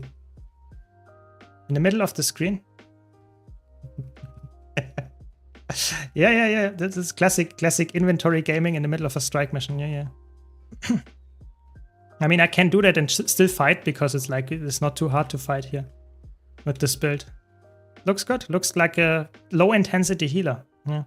And the quickness is a little bit annoying, I have to be honest. No quickness. But I guess that's fine.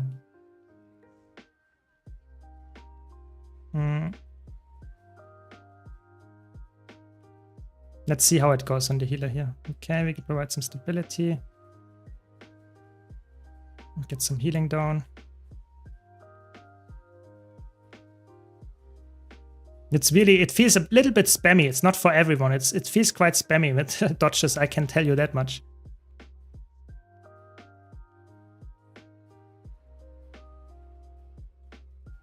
But I mean, I guess that's fine if you can, it's permanently upkeeping the boons and stuff. I mean, the might is a little bit lackluster. Why is it lackluster? What's the problem?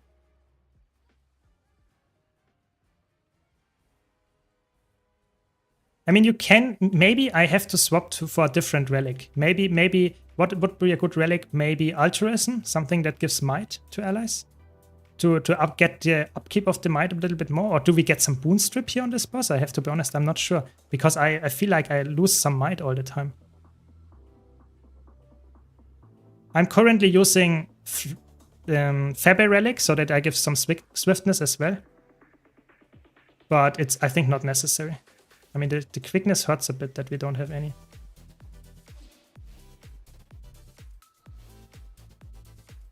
Maybe we have some boon strip on this boss. Yeah, flock would be nice, but I feel like if you don't have swiftness in a party, that might be a little bit annoying. Oh, how many people die here? Only one. Not bad. I saw like 8 people die here at once as well at this attack, so very interesting. Good showcase. Maybe not, but a decent showcase.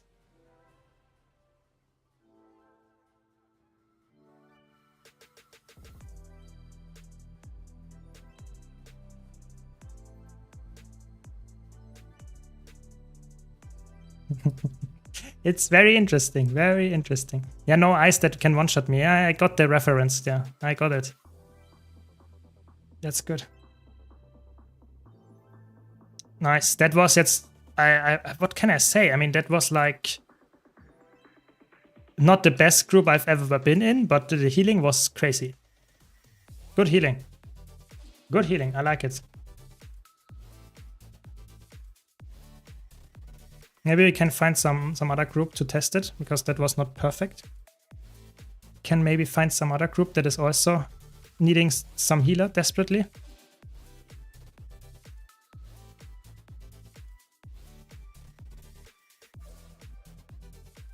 Yeah, I think altruism might be decent if you want to get the might out. But typically, you know, that's my argument is like, you get like to 22 might very consistently as this with this build.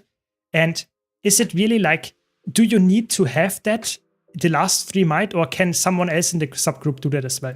So, what else do we have here?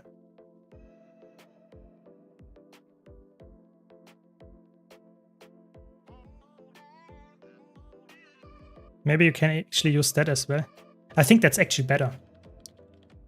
If you really only wanted might because Fury is easy to upkeep, you could go for the Twin Generous as well, because it gives you might on healing skill on a 10-second ICD, which is the same ICD as your healing skill, so you can actually get more might that way. It's also CC actually. Yeah, but you could see that we actually had in this fight, we didn't have permanent 25 might. So I feel like it's not... Yeah, I think the problem is you can't get that easily. That's the problem. And I feel like if you... it's true. It's only for me. That's a good point. I did not read that correctly. Yeah, then you have to go for altruism. Yeah. I mean, altruism is really good because it permanently upkeeps the Fury, but you lose the swiftness, so you don't have swiftness access. That's a little bit annoying. But you get easily the might. I think, to be honest, at this point, I will keep it at Faber for the swiftness and say that's good enough for me. I really think so. I think it's actually unrealistic to assume that no one else is giving any might, to be honest. Maybe we can actually go for something that gives might to our allies as well. When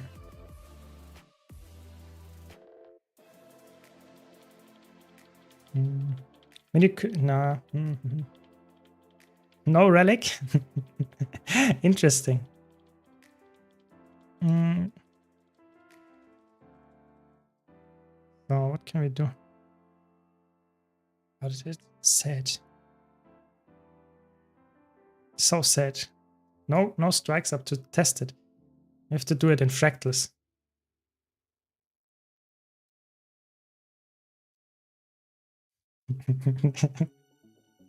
Oh no. The build is so OP we don't have to use any rune, sigil, or relic. Yeah, maybe that's a good... maybe that's good. Yeah, the patch is wild, absolutely. Yeah. With the current state of the game, what do you think is the best Thief PvP build? Spectre. 100%. Spectre is really, really good right now, especially after the buff. Spectre is really, really good. Imagine ANET doing something as simple as letting us inspect other players' builds and items. Yeah, that will never happen. They are so afraid of toxicity that they don't put in quality of life features like that. Will not happen. That's the sad part. I'm really sorry, but ArenaNet is really scared of that. They are so against toxicity that it gets very toxic towards players that just want to improve at the game. Yeah. Heal Virtuoso or some shit? I really don't hope so. I really think Virtuoso needs to be a DPS spec. It should not be some kind of other spec. Really, I hope so. That is not the thing. 85% of the player base would be flamed to death? Yeah, something like that. Sadly. Imagine a leg DPS Virtuoso and generating a leg with 1200 range from blades. Yeah, something like that seems about right, yeah. I think there is not a lot of builds. I think there's only one build that I can pull out of my head that is actually providing a lot of boons from range. Especially quickness, which is Heal Cutter. I think only Heal Cutter provides like quickness from 1200 range. I think this is a really cool niche. You don't really need it in the game right now, but I think it's a really cool niche. I like it a lot. And maybe we get that in the future, but I hope it's not Virtuoso. I really hope not. Yeah, at this point, I mean, I don't know. I think at this point the balance is so skewed, we don't actually know what actually is going on. If you run a build like that and it looks like reasonable good, then you know, it's something is wrong, you know. Mirage was designed as a Condi assassin spec. Now you can play it as a power DPS and as a healer. What? This is insane. This is like absolute power creep. By definition, that one class can now fill all the roles. It's insane. Beforehand, we didn't have that. It's I think it's fun, don't get me wrong. I'm just saying that's like the decision that they made with this is like opening so many avenues for other builds to be absolutely broken as well within the future.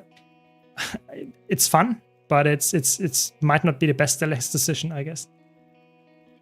Looking forward to your updated Spear Scrapper Mechanist guide. The Condi numbers are looking insane already over in the SC Discord. Yes. I think in general, Engineer and Elementalist and Mesmer, those three classes having like insane damage numbers right now. They are like up over the top in terms of damage what they actually made. So I don't make a DPS guide yet about those classes because there might be some kind of nerf coming and then my whole build might be changing. So typically I wait a little bit with the DPS builds because those might be tinkered with. But there will be a lot of builds coming. Don't worry, guys. Don't worry. Yeah, I think that's also the end of today's stream. It was really fun. I hope you liked it. I had a lot of fun with the new builds and stuff. Be sure to check out my YouTube channel if you haven't already. Thanks a lot for watching. Thanks for all the follows. Really appreciate it. Have a nice rest of the evening. See you around. And yeah, thanks for watching. Good night. Good night.